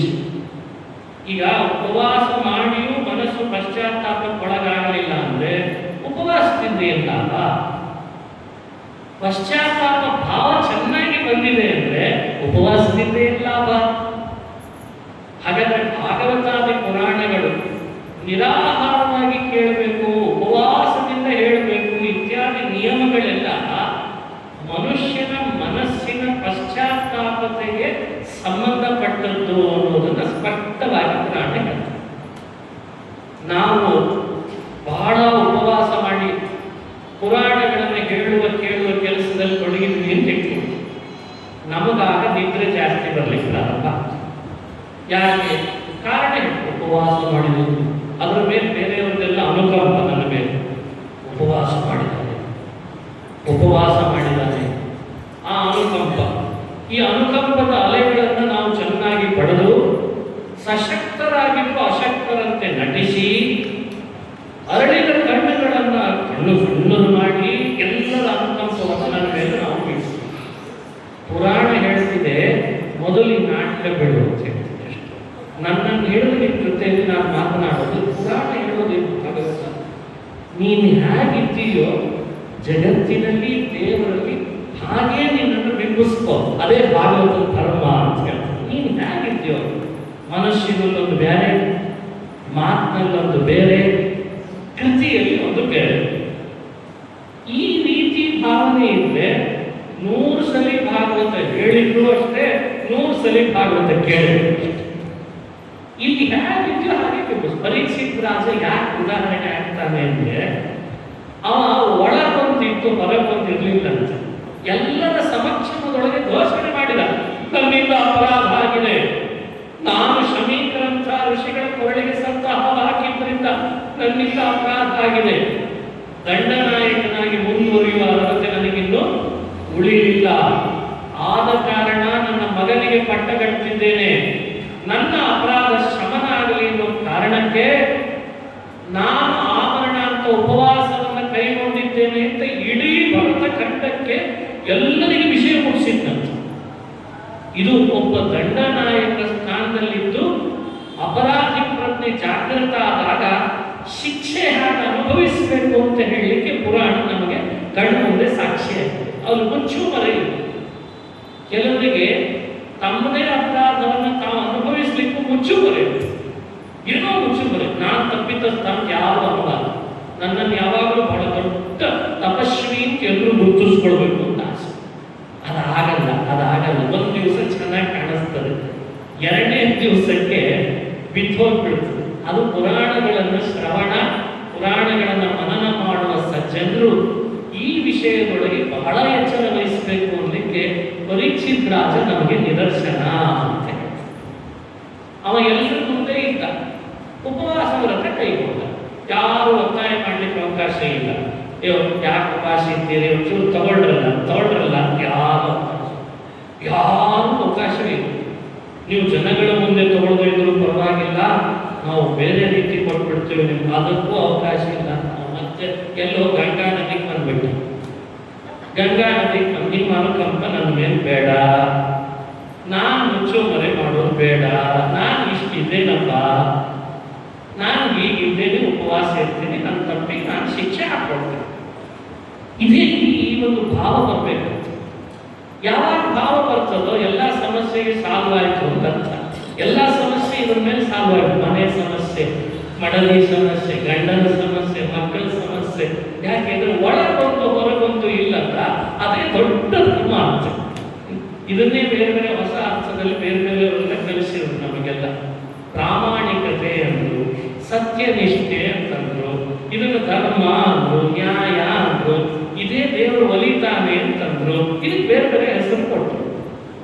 ಪರೀಕ್ಷಿತ್ ರಾಜನನ್ನ ಅದಕ್ಕೆ ಭಗವಂತ ಮೊದಲು ಅವನ ಕಥೆ ಹೇಳಿ ಎಷ್ಟು ಪ್ರಾಮಾಣಿಕರಿಂದ ನೋಡ್ರಿ, ಎಷ್ಟು ನಿರ್ಭಿಡೆಯಿಂದ ಇನ್ನೊಬ್ಬರ ಮುಂದೆ ನನ್ನ ತಪ್ಪಾಗಿದೆ ಬಿಟ್ಬಿಡು ನನ್ನ ಅಂತಂತಾನೆ ನೋಡ್ರಿ. ಇದಕ್ಕೆ ಮೆಚ್ಚಿಕೊಳ್ಬೇಕು. ಆಮೇಲೆ ಪುರಾಣ ಕೇಳುವಾಗ ಅಷ್ಟು ಯಾವ ಆಡಂಬರ ಇಲ್ಲ, ಅವನೇನು ಆಡಂಬರ ಇಲ್ಲ. 7 ದಿನ ಮೊದಲನೇ ದಿವಸದ ಪರೀಕ್ಷಿತ್ ರಾಜ ಯಾವ ಥೇರಿಯಲ್ಲಿದ್ನೋ, ಯಾವ ರೂಢಿ ಶೈಲಿಯಲ್ಲಿದ್ನೋ ಅದೇ ಕೊನೆಗೆ ಮುಕ್ತಾಯ ಮಾಡುವಾಗಲೂ ಅದೇ ರೀತಿ ಮಾತನಾಡಿದ ಪರೀಕ್ಷಿತ್ ರಾಜ. ಹಂಗೆ ಆ ವಿನಯದಲ್ಲಿ, ಆ ವಿನಮ್ರತೆಯಲ್ಲಿ, ಆ ಪ್ರಾರ್ಥನೆಯ ವಿಷಯದಲ್ಲಿ ಎಲ್ಲೂ ವ್ಯತ್ಯಾಸ ಒಂದೇ ಥರ ಇಲ್ಲ. ಅದನ್ನು ನೀವು ಪುರಾಣದಲ್ಲಿ ನೋಡ್ತೀರಿ. ಇದು ಪರೀಕ್ಷಿತ್ ರಾಜನನ್ನ ಮೊದಲನೇ ದಿವಸ ಪುರಾಣ ಕೇಳುವಾಗ ಇವನ ಬಗ್ಗೆ ಚೆನ್ನಾಗಿ ಅನುಸಂಧಾನ ಮಾಡಿರಬೇಕು. ಈ ರೀತಿ ಅವನಿಗೆ ವೈರಾಗ್ಯ, ಒಳಗೊಂದು ಹೊರಗೊಂದು ಇರೋ ಭಾವನೆ ಇರಲಿಲ್ಲ. ಪರಿಶುದ್ಧ ಮನಸ್ಸು ಮಾಡಿಕೊಂಡ, ಪಶ್ಚಾತ್ತಾಪ ಪಟ್ಬಿಟ್ಟ. ಸಾಕಿರು ನನಗೆ ರಾಜ್ಯಭಾರ ಅಂತಂದ. ಇನ್ನೇನಿದ್ರು ನನ್ನ ತಪ್ಪಿಗೆ ನಾನು ಪಶ್ಚಾತ್ತಾಪ ಪಟ್ಟು ದೇವರನ್ನು ಕಾಣುವ ದಾರಿ ಹುಡುಕ್ತೇನೆ ಅಂತ ಬಂದು ಕೂತ್ಕೊಂಡ. ಇಷ್ಟು ಪರಿಕೃತವನಿಗೆ ಪುರಾಣ ಹೇಳ್ತದೆ, ಈ ಸ್ಥಿತಿ ಯಾರು ತಲುಪ್ತಾನೋ ಸ್ಥಿತಪ್ರಜ್ಞ, ಅನಿವಾರ್ಯವಾಗಿ ದೇವರವರ ಹತ್ರ ಬರ್ತಾನೆ. ಅನಿವಾರ್ಯ ಅನ್ನೋ ಶಬ್ದ ದೋಷದಲ್ಲಿ ಅರ್ಥ ಅಲ್ಲ, ಕರುಣೆಯಿಂದ ಭಗವಂತ ಅವನ ಬಳಿಗೆ ಬರ್ತಾನೆ. ಅವನಿದ್ದಲ್ಲಿಗೆ ಬರ್ತಾನೆ, ಕರುಣೆಯಿಂದ ಬಂದ. ವೇದವ್ಯಾಸ ಪರೀಕ್ಷಿತ್ ರಾಜನ ಮೇಲೆ ಭಾರೀ ಕರುಣೆಯಿಂದ ಬಂದಂತ. ಎಷ್ಟು ದೊಡ್ಡ ರಾಜ, ತಾನೇ ದಂಡನಾಯಕ. ತಪ್ಪು ಮಾಡಿದ್ರೆ ಯಾರು ಶಾಪ ಕೊಟ್ಟರೆ ಬ್ರಾಹ್ಮಣನ ಕರೆಸಿ, ನನಗೆ ಶಾಪ ಕೊಡ್ತೀಯೇನೋ ನೋಡಿ, ನಿನ್ನಂಥ 8 ಜನ ಬ್ರಾಹ್ಮಣನ ನೋಡಿಲ್ಲ ನಾನು, ನಿಮ್ಮನ್ನೆಲ್ಲ ಕಾರಾಗೃಹಕ್ಕೆ ಹಾಕಿಬಿಡ್ತೀನಿ ಅಂತ ಒಂದು ಕರಾಳ ದಿನ ಅಂತ ಮಾಡಿದ್ರು ನಮ್ಮ ದೇಶದಲ್ಲಿ. ನೆನಪಿದೆನಾ? ಅಧಿಕಾರದ ದುರುಪಯೋಗ. ಅಧಿಕಾರದಲ್ಲಿದ್ದವನು ಅಧಿಕಾರದ ದುರುಪಯೋಗ ಮಾಡ್ಕೊಳ್ತಾನೆ. ನೋಡಿದ್ರಿ ಹಂಗೆ ಪರೀಕ್ಷಿತ್ ರಾಜ, ಹಸ್ತಿನಾವತಿಯ ರಾಜ, ಪಾಂಡವರ ಆಳಿದ ರಾಜ್ಯಭಾರ, ಧರ್ಮರಾಜ ನಮ್ಮ ಅಜ್ಜ. ನೀನೊಬ್ಬ ಯಜ್ಞಶ್ಚಿತ್ ಕಾಡಿನಲ್ಲಿ ವಾಸ ಮಾಡಿಕೊಂಡಿರುವ ಋಷಿ, ನಿನ್ನ ಮಗ ಶೃಂಗಿ ನಾನೇ ಸಾಯಿಲಿ ಅಂತ ನನಗೆ ಶಾಪ ಕೊಡ್ತಾನ. ಅವನು ಕರೆದು ಅವನಿಗೆ ಶಿಕ್ಷೆ ಹಾಕಿ, ರಾಜನಿಗೆ ಶಾಪ ಕೊಟ್ಟಿದ್ದಾನೆ ಅಂತ ಎಲ್ಲ ಕಡೆ ಪ್ರಚಾರ ಕೊಟ್ಟು ಅವನನ್ನು ಕಾರಾಗೃಹದಲ್ಲಿ ಹಾಕಿಬಿಟ್ರೆ ಮುಗಿತಲ್ಲ. ಅಲ್ಲಿಗೆ ಅಧಿಕಾರದಲ್ಲಿ ಏನು ಬೇಕಾದ್ರೂ ಮಾಡಬಹುದು ಅಂತಿದೆ. ಅದಕ್ಕೆ ವೇದವ್ಯಾಸರು ಯಾಕೆ ಪರೀಕ್ಷಿತ್ ರಾಜನನ್ನ ತಮ್ಮ ಪುರಾಣದ ಮೊದಲಿಗನನ್ನಾಗಿ ತಗೊಂಡ್ರು ಅಂದ್ರೆ, ಅಧಿಕಾರ ಇದ್ರೂ ದುರುಪಯೋಗ ಪಡಿಸ್ಕೊಳ್ಳದೇನೆ ತನ್ನ ತಪ್ಪಿನಿಂದ ಅಧಿಕಾರದಲ್ಲಿ ಮುಂದುವರಿಯದೆ ನನ್ನ ಭಕ್ತನಾದ ಅನ್ನೋ ಕಾರಣಕ್ಕೆ ಪರೀಕ್ಷಿತ್ ರಾಜನನ್ನ ಭಾಗವತದ ಮೊದಲನೇ ಸ್ಥಾನದಲ್ಲಿ ಇವ ನಿಜವಾದ ನಟ, ಇವ ನಿಜವಾದ ನನ್ನ ಭಕ್ತ ಅಂತ ತೋರಿಸಿದ ಭಗವಂತ. ಅದನ್ನೇ ಪಾಲನೆ ಮಾಡಿದ. ಎಲ್ಲಿವರೆಗೂ? ತಾನು ಕೊನೆಗೆ 7 ದಿವಸ ಪುರಾಣ ಕೇಳೋವರೆಗೂ ಸ್ವಲ್ಪವೂ ತಲೆ ಎತ್ತಿ ಕಣ್ಣೆತ್ತಿ ಯಾರೊಬ್ಬರ ಮೇಲೂ ಕೂಡ ನಾನು ಅಂತನ್ನು ದರ್ಪ ತೋರಿಸದೇನೆ ಶಾಂತನಾಗಿಬಿಟ್ಟಿದ್ದ. ಶಾಂತನಾಗಿ ಇಂಥ ಅದ್ಭುತ ವ್ಯಕ್ತಿ ಪರೀಕ್ಷಿತ ರಾಜ. ಇದನ್ನು ನಮಗೆ ಸ್ಫೂರ್ತಿಯಾಗಿ ಅಂತ ಪರೀಕ್ಷಿತನ ಕಥೆ ಹೇಳಿದ್ದಾರೆ ಭಾಗವತರು. ಇಂಥವ್ರಿಗೆ ಮತ್ತೆ ದೇವರು, ಸಜ್ಜನರು, ಮಹಾತ್ಮರು ಭೇಟಿ ಕೊಟ್ಟು ಮಾತಾಡಬೇಕು ಅಂತ ಅನಿಸ್ತದಂತೆ ಇಂಥವ್ರದ್ದು. ಈಗ ಬೇಕಾದ್ರೆ ನೀವು ಪರೀಕ್ಷೆ ಮಾಡಿ ನೋಡಿ. ನಾನು ಕೆಲವು ಮಂತ್ರ ಹೇಳ್ಕೊಡ್ತೇನೆ. ಈ ಮಂತ್ರಗಳು ಯಾವುದು? ವೇದ. ಇದರಲ್ಲಿ ಸ್ವರ ಇಲ್ಲ, ಇರಲ್ಲ. ಇದನ್ನು ಪದೇ ಪದೇ ಬಾಯಲ್ಲಿ ಅಭ್ಯಾಸ ಮಾಡಿಕೊಂಡು ಗಟ್ಟಿ ಮಾಡುವಂಥ ಮಂತ್ರನೂ ಅಲ್ಲ. ಸಣ್ಣ ಸಣ್ಣ ಮಂತ್ರ. ಏನು ಅಂದರೆ ಪರೀಕ್ಷಿತ್ ರಾಜನಂತೆ ನಮ್ಮ ಅರ್ಹತೆಗೆ ಅನುಗುಣವಾಗಿ ನಾವಿರೋ ಹಾಗಾಗಲಿ. ಇದು ಮೊದಲನೇ ಮಂತ್ರ. ನಮ್ಮ ಅರ್ಹತೆ ಏನಿದೆ, ನಮ್ಮ ಸಾಮರ್ಥ್ಯ ಏನಿದೆ, ಅದಕ್ಕೆ ತಕ್ಕಂತೆ ನಾವಿರೋಣ. ನಮ್ಮಿಂದ ಸಪೋಸ್ ತಪ್ಪಾದರೆ, ಇನ್ನೊಬ್ಬರಿಗೆ ಸಮಸ್ಯೆ ಆದರೆ, ಏನಾದರೂ ಪ್ರಯತ್ನ ಪಟ್ಟು ಅವರಿಗೆ ಆ ಸಮಸ್ಯೆ ಆಗದಂತೆ, ನಮ್ಮಿಂದ ಅಪರಾಧ ನಡೆಯದಂತೆ ನಾವು ನೋಡ್ಕೊಳ್ಳೋಣ. ಎರಡನೇ ಮಂತ್ರ. ಆದಷ್ಟು ಮನುಷ್ಯ ಇನ್ನೊಬ್ಬರಿಗೆ ನಮ್ಮಿಂದ ಸಮಸ್ಯೆ ಆಗಬಾರದು, ಹಾಗೆ ಬದುಕುವ ಒಂದು ಅದ್ಭುತವಾದ ಸಂಕಲ್ಪ ನಾವು ಮಾಡೋಣ. ಯಾವುದಕ್ಕೂ ಆಗಬಾರ್ದು. ಅದು ನಾಯಿಗಾಗಬಾರ್ದು, ನರಿಗಾಗಬಾರ್ದು ಅಷ್ಟೇ ಅಲ್ಲ, ಯಾವ ಪಶು ಪಕ್ಷಿ ಪ್ರಾಣಿಗಳಿಗೂ ಕೂಡ ನನ್ನಿಂದ, ನನ್ನ ನಿಮಿತ್ತದಿಂದ ಅವುಗಳಿಗೆ ಹಿಂಸೆ ಆಗ್ತದೆ. ಅದು ಪ್ರಕೃತಿಗೂ ಆಗ್ತದೆ. ಪ್ರಕೃತಿಗಾಗಬಾರ್ದು, ನೀರಿಗಾಗಬಾರ್ದು, ಗಾಳಿಗಾಗಬಾರ್ದು, ಆಹಾರಕ್ಕಾಗಬಾರ್ದು, ನಾವು ವಿಹಾರ ಮಾಡ್ತಿದ್ದೇವೆ ಅದರಿಂದ ಆಗಬಾರ್ದು. ಯಾವುದರಿಂದ ಇಷ್ಟು ದೊಡ್ಡ ಕ್ಷೇತ್ರಕ್ಕೆ ಬಂದಿದ್ದೇವೆ. ಈ ಕ್ಷೇತ್ರದೊಳಗೆ ನಾವು ನಾಳೆ ಪುರಾಣ ಎಲ್ಲ ಮುಗಿಸ್ಕೊಂಡು ಹೋಗುವಾಗ 7 ದಿನ ಹಾಕಿದ ಕಸ ಈಗ ನೋಡಿ, ತಿಂದು ಉಂಡು ಚೆನ್ನಾಗಿ ಆ ಕಸ ಎಲ್ಲ ಮಾಡಿ ಈ ದೊಡ್ಡ ಕ್ಷೇತ್ರಕ್ಕೆ ಹೋಗಿ ಏನು ಮಾಡಿ ಬಂದ್ರಿ ಅಂತ ಕೇಳಿದ್ರೆ ಸುಮಾರು ಒಂದು 100 kg ಎಷ್ಟು ಹಾಕಿ ಬಂದಿದ್ದೇವೆ ಅಂತಂದ್ರೆ, ಕ್ಷೇತ್ರಕ್ಕೆ ಯಾಕೆ ಬರ್ಬೇಕು ನಾವೆಲ್ಲ? ಕ್ಷೇತ್ರಕ್ಕೆ ಯಾಕೆ ಬರ್ಬೇಕು? ನಮ್ಮ ಮನೆಯಲ್ಲೂ ಅಷ್ಟೇ ಆಗ್ತಿತ್ತು. ದಿನ ಪಾಪ ಮೈಕಲ್ಲಿ ಓಡಾಡಿ ಬಂದೇ ಬರ್ತಾನೆ ಗಲ್ಲಿಗೆ, ಅವನ ಕಸ ಹಾಕ್ತಿತ್ತು. ಹಂಗೆ ಮನುಷ್ಯ ಸಾಧ್ಯವಾದಷ್ಟು ಹೇಗಿರಬೇಕು ತನ್ನನ್ನು ಅಂದರೆ, ಪರಿಶುದ್ಧವಾದ ಬದುಕು ಅಂದರೆ ಏನು ಬೇರೆ ಅರ್ಥ ಅಲ್ಲ, ಇನ್ನೊಬ್ಬರಿಗೆ ನಮ್ಮಿಂದ ತೊಂದರೆ ಆಗದಂತೆ ನಾನಿರ್ತೇನೆ. 1 ವಾರ ಮಾಡಿರ್ಬೇಕಂದ್ರೆ ಮಾತಿನಿಂದ ನಮ್ಮಿಂದ ತೊಂದರೆ ಆಗಿರಬಾರ್ದು. ಇನ್ನೊಬ್ಬರು ಮನಸ್ಸಿನಿಂದ ಮತ್ತೊಬ್ಬರಿಗೆ ಕೆಟ್ಟದ್ದನ್ನು ಬಯಸಿರಬಾರ್ದು. ದೇಹದಿಂದ ಮತ್ತೊಬ್ಬರಿಗೆ ನಾವು ಹಿಂಸೆ ಕೊಟ್ಟಿರಬಾರ್ದು. ಈ 3 ಮಂತ್ರ ನಾವು ಬಳಸೋಣ. ವೇದ ಮಂತ್ರವೂ ಏನೂ ಅಲ್ಲ ಇದು ಮುಂದೆ, ಅಷ್ಟು ಅದ್ಭುತವಾದ ಮಂತ್ರ ಅಂತ. ಇಂಥವರ ಮುಂದೆ ಮನುಷ್ಯ ಹೇಗಿರಬೇಕು ಅಂತ ತಾನು ಇದನ್ನು ಮಂತ್ರ ಕಲಿತ ಅಂದರೆ, ಈ ಮಂತ್ರ ಸಿದ್ಧಿ ಮಾಡಿಕೊಂಡ್ರೆ ನಾಡಿನೊಳಗೆ ನಾವು ಬದುಕ್ತಿದ್ರು ಕಾಡಿನ 1000 ವರ್ಷ ತಪಸ್ಸು ಮಾಡುವ ಮುನಿಗಳು ನಮ್ಮನ್ನ ಭೇಟಿಯಾಗಿ ಬರ್ತಾರಂತೆ. ಹೇಗೆ ಲೈಫ್ ಲೀಡ್ ಮಾಡ್ತಿದ್ದಾನೆ ಅನ್ಲಿಕ್ಕೆ ಉದಾಹರಣೆ ಪರೀಕ್ಷಿತ ಅಂತ ಅರ್ಥ. ಈಗ ಪರೀಕ್ಷಿತ ನಾಡಿನ ರಾಜ, ಕಾಡಿನ ರಾಜನೇನಲ್ಲ. ಅತ್ರಿ, ವಸಿಷ್ಠ, ಚವನ, ಭರದ್ವಾಜ, ಮೇಧಾತಿಥಿ, ದೇವಲ, ಆಷ್ಟಿಶೇನ, ಉಚತ್ರ, ಇಂದ್ರಪ್ರಮದ, ಯುಗ್ಮವಾಹ ಈ ಎಲ್ಲ ಋಷಿಗಳೆಲ್ಲ ಎಲ್ಲಿರೋರು? ಕಾಡಿನಲ್ಲಿರೋರು. ಪುರಾಣ ಕೇಳಲಿಕ್ಕೆ ಪರೀಕ್ಷಿತ ರಾಜ ಒಬ್ಬ ಕೂತಿದ್ರೆ ಸಾಕಾಗ್ತಿತ್ತು. ಕಾಡಿನಲ್ಲಿ 1000 ವರ್ಷ ತಮ್ಮ ತಪಸ್ಸು ಮಾಡುವವರೆಲ್ಲ ಇಲ್ಲಿ ಯಾಕೆ ಬಂದರು? ಭಾಗವತ ಗೊತ್ತಿರಲಿಲ್ಲ ಅಂತ ಬಂದ್ರೆ ಎಷ್ಟು ಸರಿ ಭಾಗವತ ಓದಿಲ್ಲ ಅವರೆಲ್ಲ. ಅವ್ರು ಅದಕ್ಕೆ ಬರಲಿಲ್ಲ. ಇಷ್ಟು ದೊಡ್ಡ ಅಧಿಕಾರದಲ್ಲಿರೋ ವ್ಯಕ್ತಿ ಇಷ್ಟು ಸಿಂಪಲ್ ಆಗಿ ಒಂದೇ ಒಂದು ಶಾಪಕ್ಕೆ ತನ್ನನ್ನು ತಾನು ಶಿಕ್ಷೆ ಗುರಿಪಡಿಸ್ಕೊತಾನೆ ಅಂದರೆ highly impossible. It's A highly impossible. ಈ ವ್ಯಕ್ತಿ ಅವನು ನೋಡಿ ಮಾತಾಡಿಸೋಣ ಅಂತ ಬರ್ತಾನೆ. ಹಾಗೆ ಮನುಷ್ಯ ಹಣ ಇದ್ದು, ಅಧಿಕಾರ ಇದ್ದು, ತನ್ನನ್ನು ತಾನು ಇನ್ನೊಬ್ಬರಿಗೆ ಹಿಂಸೆ ಕೊಡದಂತೆ ತನ್ನ ಕರ್ತವ್ಯ ನಿರತನಾಗ್ತಾನಲ್ಲ, ಅವನನ್ನು ಕಂಡ್ರೆ ತಪಸ್ವಿಗಳಿಗೆಲ್ಲ ಬಹಳ ಇಷ್ಟ ಆಗ್ತದೆ, ಅವರನ್ನು ಮಾತಾಡಿಸ್ಲಿಕ್ಕೆ ಬರ್ತಾರೆ ಅಂತ.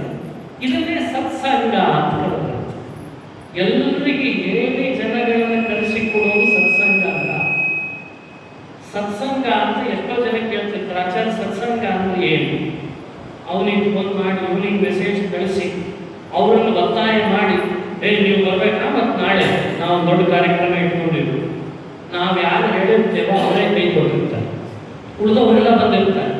ಅವ್ರಿಗೆ ಹೇಳಿರಲ್ಲ ಇದು ಯಾಕೆ ಹೀಗಾಗ್ತದೆ. ದೇವ್ರ ಪ್ರೇರಣೆಯ ಬಗ್ಗೆ ವಿವರಣೆ ಕೊಡ್ತಾ ಇದ್ದೇನೆ. ದೇವ್ರ ಪ್ರೇರಣೆಯಿಂದ ಯಾವುದು ನಡೆಯಲ್ಲ. ಇದೇನಂದ್ರೆ ಗುಣಗಳಲ್ಲಿ ಒಂದು ಮ್ಯಾಗ್ನೆಟಿಕ್ ಶಕ್ತಿಯನ್ನು ಭಗವಂತ ಇಟ್ಟಿದ್ದಾನೆ. ಅವನಿಗೆ ಆ ಗುಣ ಬಹಳ ಇಷ್ಟ. ನಮ್ಮೊಳಗೆ ಆ ಗುಣ ವ್ಯಕ್ತ ಆಗಿರಲ್ಲ. ಅಲ್ಲಿವರೆಗೂ ಅವ ನಮ್ಮ ಹತ್ರ ಬರ್ತಿರಲ್ಲ. ಯಾವಾಗ ನಮ್ಮಲ್ಲಿ ಈ ಗುಣಗಳು ವ್ಯಕ್ತ ಆಗಕ್ಕೆ ಶುರುವಾಗ್ತಾವೋ ಆ ಗುಣವನ್ನೇ ಇಷ್ಟಪಡುವ ಒಂದು ದೊಡ್ಡ ದೇವತಾ ಗುಂಪಿರ್ತದೆ, ಸಜ್ಜನರದ್ದು. ಇವರೆಲ್ಲರೂ ಇಂಪ್ಲಿಮೆಂಟ್ ಜಾಸ್ತಿ ಆದ ಕೂಡಲೇ ಇವ ಅವರನ್ನ ಕರೆಯದೇ ಇದ್ರು ಅವ್ರು ಬಂದು ಇವನು ಮಾತಾಡ್ಸ್ಲಿಕ್ಕೆ ಶುರು ಮಾಡ್ತಾರೆ. ಇದನ್ನ ಕಾಡಿನಲ್ಲಿ ಎಕ್ಸ್ಪೆರಿಮೆಂಟ್ ಮಾಡಿದ್ರು ಮೊದಲೇನೆ. ಹಾಗಾಗಿ ಕಾಡಿನಲ್ಲಿ ನೆಟ್ವರ್ಕ್ ಬಹಳ ಜೋರಾಗಿತ್ತು ಋಷಿಗಳಲ್ಲಿ. ಯಾರಿಗೂ ಯಾವಾಗಲೂ ಮಾತಾಡಿಸ್ಬೇಕಾಗಿಲ್ಲ, ಅವರೇ ಎಕ್ಸ್ಪೆರಿಮೆಂಟ್ ಮಾಡ್ತಿದ್ರು. ಈ ಒಂದು ವಾರ ಅಯೋಧ್ಯೆ ಕ್ಷೇತ್ರ ಹಿಂದೆ ನಮ್ಮ ಮನೆಗಳವರು ನಾವು ಏನು ಮಾಡಿದ್ದೇವೋ ಬಿಟ್ಟಿದ್ದೇವೋ ಬೇರೆ. ಈ ಒಂದು ವಾರ ಮಾತ್ರ ನಾನು ನನ್ನೊಳಗೆ ನನ್ನನ್ನು ಅಬ್ಸರ್ವ್ ಮಾಡ್ಕೊಳ್ತೀನಿ. ಎಷ್ಟು ಬೇಕೋ ಅಷ್ಟು ನನ್ನನ್ನು ನೋಡ್ಕೊಳ್ತೀನಿ. ಯಾಕೆ ನೋಡ್ಕೊಳ್ತೀನಿ? ನನ್ನೊಳಗಿರುವ ದೋಷಗಳೆಲ್ಲ ದೂರ ಆಗಬೇಕು. ಇಷ್ಟು ದಿನ ಮಾಡಿದ ಅಪರಾಧಗಳೆಲ್ಲ ಕಡಿಬೇಕು.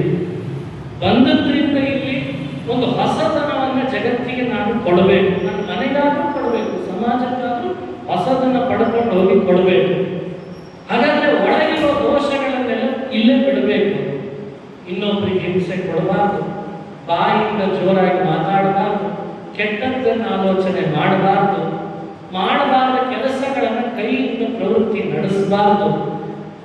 ಹೀಗೆ ನಾವು ನಮ್ಮ ಮಂತ್ರಗಳನ್ನು ಜಪ ಮಾಡಿ ನಮ್ಮನ್ನು ತಿದ್ದುಕೊಂಡ್ರೆ ಈ ಒಂದು ವಾರ ನಾವು ನೀವು ಇಲ್ಲಿ ಟ್ರೈನಿಂಗ್ ಮಾಡ್ಕೊಂಡು ಹೋದ್ಮೇಲೆ ಮನೆಯೊಳಗಿದ್ದವರೆಲ್ಲ ನಮ್ಮನ್ನು ನೋಡಿ ಬಹಳ ಹೊಸದಾಗಿ ಬಂದಿದ್ದಾರೆ ಅಂತ ಇಷ್ಟು ಅಂದು ಬಿಟ್ಟರೆ ಅಯೋಧ್ಯೆ ಯಾತ್ರೆ ಪೂರ್ಣ ಆಯಿತು ಅಂತ. ಅಯೋಧ್ಯೆ ಯಾತ್ರೆ ಯಾಕೆ ಮಾಡಿದ್ವಿ? ನಮ್ಮನ್ನೇ ನಾವು ಬದಲಾಯಿಸ್ಕೊಳ್ಳಿಕ್ಕೆ ಮಾಡಿದ್ವಿ. ಭಾಗವತ ಯಾಕೆ ಹೇಳಿದ್ವಿ? ಇಂದಲ್ಲ ನಾಳೆ ಪರೀಕ್ಷಿತನ ಹಾಗೆ ನಾವು ಪುರಾಣ ಕೇಳಿದ್ರಿಂದ ಭಗವಂತನ ಬಳಿ ಹೋಗಲಿಕ್ಕೆ ಅಂತ ಮಾಡಿದ್ವಿ. ಈ ಬದಲಾವಣೆ ಅಯೋಧ್ಯೆ ಯಾತ್ರೆಯಿಂದಲೇ ಪ್ರಾರಂಭ ಆಗಬೇಕು ಅಂತ ಈ ಪರೀಕ್ಷಿತ್ ರಾಜನ ಚರಿತ್ರೆಯಿಂದ ಇವತ್ತು ನಿಮ್ಮ ಮುಂದೆ ಪ್ರಸ್ತಾಪ ಮಾಡಿದ್ದೇವೆ. ನಾಳೆಯಿಂದ ಇದೇ ಭಾಗವತದ ಮುಂದುವರೆದ ಭಾಗಗಳಲ್ಲಿ ಎಷ್ಟೆಷ್ಟು ತರಹ ಭಗವಂತ ನಮ್ಮಿಂದ ನಿರೀಕ್ಷೆ ಮಾಡ್ತಿದ್ದಾನೆ ಎಂಬುದನ್ನು ತಿಳಿತಾ ಹೋಗೋಣ. ಇವತ್ತು ಸಂಕ್ಷೇಪದ ಉಪಕ್ರಮ, ನಾಳೆ ವಿಸ್ತಾರದ ಉಪನ್ಯಾಸದ ಕಡೆ ಗಮನ ಹರಿಸೋಣ. ಇನ್ನೂ ಸಾಯಂಕಾಲ ದಾಸರಿಂದ ರಾಮಾಯಣದ ಪ್ರವಚನ ಇದೆ, ಅದರೊಳಗೂ ಭಾಗವಹಿಸೋಣ. ಇಲ್ಲಿಯ ಪರಿಸರದೊಳಗೆ ನಾವು ಹೋಗೋಣ. ಇಲ್ಲಿಯ ಇಲ್ಲಿಯ ಪರಿಸರ ಅಂದರೆ ಇದು ರಾಮ ಓಡಾಡಿದ ಭೂಮಿ, ರಾಮ ಜನ್ಮ ತಳೆದ ಭೂಮಿ. ಇಲ್ಲಿಯ ಪರಿಸರ ಅಂದರೆ ಈಗ ಜಾಸ್ತಿ ಬಿಸಿಲಿದೆ ಅಂತ ಅನ್ನೋದಕ್ಕಿಂತ ನಾವು ಈ ಬಿಸಿಲಿಗೆ ಒಗ್ಗಿಲ್ಲ ಅನ್ನೋದು ಯಾವ್ದು ಮಾಡೋಣ? ಯಾವ್ದು ಮಾಡೋಣ? ಬಿಸಿಲು ಜಾಸ್ತಿ ಇದೆ ಅಂತ ನಾವು ವ್ಯಥೆ ಪಡೋದು, ಅಥವಾ ಈ ಬಿಸಿಲು ನಾವು ಒಗ್ಗಲಿಲ್ಲ ಅಂತ ಹೇಳೋಣ. ಪುರಾಣ ಹೇಗೆ ಹೇಳ್ತದೆ, ದೇವ್ರು ಹೇಗೆ ಹೇಳ್ತಾನೆ ಅಂದರೆ ಅದನ್ನು ಜಾಸ್ತಿ ಇದೆ ಅಂತ ನೀ ದೂರ ಬೇಡ, ನನಗೆ ಗೊತ್ತು ಅದು ಏನಿದೆ ಅಂತ. ನೀನು ಹ್ಯಾಕೆ ಒಗ್ಗಿಸ್ಕೊಳ್ತಿ ಎಂಬುದನ್ನು ನಾನು ಅಪೇಕ್ಷೆ ಪಡ್ತೇನೆ ಅಂತ. ಹಾಗೆ ಇಲ್ಲಿ ಪರಿಸರಗಳನ್ನು ಸಾಧ್ಯವಾದಷ್ಟು ನಾವು ಅವುಗಳ ಜೊತೆಯಲ್ಲೇ ಹೊಂದಾಣಿಸಿಕೊಂಡು ಇನ್ನೊಬ್ಬರನ್ನು ಯಾವುದೇ ರೀತಿ ಟೀಕಿಸಿಕೊಳ್ಳೋದಕ್ಕೆ ಒಳಪಡದೇನೆ ಹೆಚ್ಚೆಚ್ಚು ಭಗವಂತನ ಚಿಂತನೆಯಲ್ಲಿ ನಮ್ಮನ್ನು ನಾವು ಕಳೆದು ಇಲ್ಲಿ ಸಾರ್ಥಕವಾದ ಯಾತ್ರೆಯನ್ನು ಮಾಡಿಕೊಂಡು ಹೋಗೋಣ ಅಂತ ಹೇಳ್ತಾ ಶ್ರೀಕೃಷ್ಣ ಅರ್ಪಣಮಸ್ತು. ಹರಯೇ ನಮಃ, ಹರಯೇ ನಮಃ, ಹರಯೇ ನಮಃ.